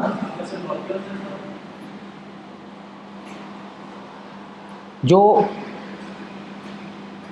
कराने के लिए जब इंटरव्यू लेते हैं उस समय एकमात्र उसका इंटरव्यू मुंबई में हुआ था, वो मेरे जीवन का पहला इंटरव्यू था। उसमें एक क्वेश्चन पूछा, what is internal combustion engine, ठीक है, तो पूछे जाएंगे। मतलब मेरा सिर्फ 2-3 एम्फेसिस है, जो सब्जेक्ट आपने पढ़ा है एक बार उसको ब्रशअप कर लें, एक दिन बांट लें, हर दिन मिरर के सामने बिताना है, हर दिन कुछ क्रॉस क्वेश्चंस करने हैं, कंटेंशन इश्यूज के प्रॉस एंड कॉन्स वे करने हैं, सिचुएशनल क्वेश्चन की जो लिस्ट दी जाएगी, इसका अगर बुकलेट आपको मिलेगा उसको आप जरा पढ़ लें, कुछ अपना आप फ्रेम ऑफ माइंड तैयार करें, बहुत मदद मिलेगी आपको और आप कॉन्फिडेंट फील होंगे। अगर कुछ क्वेश्चन का जवाब नहीं होता, डोंट गेट टेरिफाइड, ये आगे का पेपर खराब हो जाएगा, मतलब आगे का प्रोसेस खराब हो जाएगा। अपने आप को काम और कंपोज रखें और ये थोड़ी प्रैक्टिस आपको करनी पड़ेगी। और 30 तारीख को कितने लोग जा रहे हैं एग्जाम देने? देखिए सारे ही जा रहे हैं, है ना। Why you are so down? आपको कॉन्फिडेंस नहीं है कि इस बार हो जाएगा? ये पूछा जाएगा आपसे, पूछा जाएगा आपने 69th PT दी है, तो आप बोलेंगे हाँ। बोला आपको क्यों सेलेक्ट करूँ, आप तो पहले कॉन्फिडेंट नहीं है। समझ रहे? What I am trying to say is, आप बोलिए कि सर मैं इस बार अपीयर नहीं हुआ, अरे उनके पास आपकी डिटेल है क्या? अगली बार वही बोर्ड में बैठेंगे क्या? नहीं, बोले सर मैं इस बार नहीं पूछेंगे। I am confident sir this time by your, कि सर मेरी तैयारी का लेवल, मुझे मेरा मेंस में ऐसा पेपर हुआ है और मुझे लगता है कि मैं आपके समक्ष प्रस्तुत हूँ, और मुझे ऐसी, आप अपने ऊपर, इसको क्या बोलते हैं, उसको ओवर कॉन्फिडेंस नहीं बोलेंगे, इसको बोलेंगे कि मैं इतनी कॉन्फिडेंट हूँ कि मुझे लगता है कि मेरा चयन हो जाएगा। ठीक जी एक और मेरा क्वेश्चन है, जी। ये मैंने बीएड किया, मेरा ग्रेजुएशन मैथमेटिक्स हुआ है, मेरा ऑप्शनल एंथ्रोपोलॉजी है, तो क्या बीएड को मेंशन करना, उसमें मल्टीपल सारे बहुत सारे डायमेंशंस आते हैं? अगर नहीं लिख के दिया तो ज़्यादा बताने की ज़रूरत नहीं है। अब यूपीएससी में क्या होता है, आप लिख के दे चुके होते हैं, अब आप उसके बाद मॉक से पहले आते हैं, साहब मैं क्या करूँ? अरे करना क्या है, तुमने तो लिख दिया भाई, अब मैं क्या करूँगा? Then you have to prepare for it. Here this limitation आप जितना हाइड कर सकते हैं हाइड कर लीजिए। प्लान बी किसके किसके पास है ये भी पूछेंगे, प्लान बी है किसी के पास? अगर ये नहीं हुआ तो क्या करोगे? तो बीटेक वाले तो बोलेंगे सर मैं वापस वहाँ चला जाऊँगा, बोलेंगे फिर यहाँ क्यों आए थे, समय खराब किया अपना और मेरा। सर तो बीएड को मैं प्लान बी को दिखा सकती हूँ, अगर उन्होंने पूछा तो मैं बाद में बोले साहब प्लान बी अभी मेरी उम्र ऐसी है कि मेरे पास समय है और मैं चाहूँगा कि मैं क्वालिफाई कर जाऊँ, मेरी ये मनसा है और मैं जिस शिद्दत से लगा हुआ हूँ मुझे पूरी उम्मीद है कि मैं पास हो जाऊँ। मेरा ऑप्शन तो चला गया, तो अगर मुझसे पूछते हैं प्लान बी के बारे में तो मैंने सर ये सोचा है कि मैं दोनों का सोशल एंटरप्रेन्योरशिप, क्योंकि मैंने सोसाइटी पढ़ा है तो मुझे पता है सोसाइटी की प्रॉब्लम क्या क्या चल रही है, इनके थ्रू मैं एंटरप्रेन्योरशिप भी कर सकता हूँ, पैसे भी कमा सकता हूँ, सोसाइटी में हेल्प भी कर सकता हूँ। एक्सेलेंट, बढ़िया, करना चाहिए, करना चाहिए कि मैंने मेरी ये योग्यता है और मैं पहले यहाँ काम करके आया।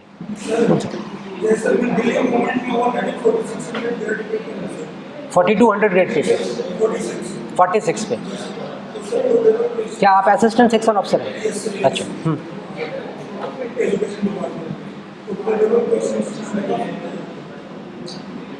सबसे पहले आपसे आपकी एजुकेशन में है तो आपकी मिनिस्ट्री क्या क्या काम करती है, आपका चयन किस प्रोसेस से हुआ, आप उसको छोड़ के यहाँ क्यों आना चाहते हैं? यहाँ कुछ ऐसे ग्रेड पे हैं जो आपसे बहुत नीचे होंगे, यहाँ 4600 लास्ट है, तब ठीक है। बोलेगा कि मुझे ज़्यादा डाइवर्सिटी मिलेगी, वहाँ सिर्फ एजुकेशन में काम करता हूँ, यहाँ पे ज़्यादा डिपार्टमेंट्स में मौका मिलेगा। और मेरे लिए 4600 आपका तो टारगेट नहीं है ना, आप तो 5400 के लिए जाएंगे।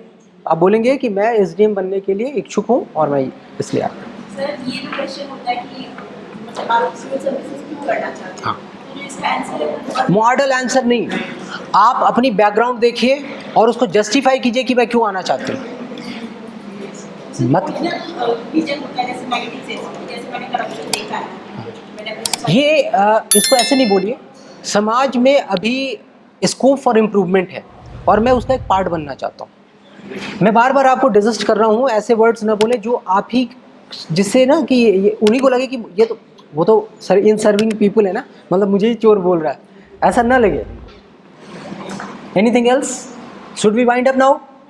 All the best for you for your forthcoming endeavor and I will definitely pray that you all succeed. Thanks a lot. Thanks.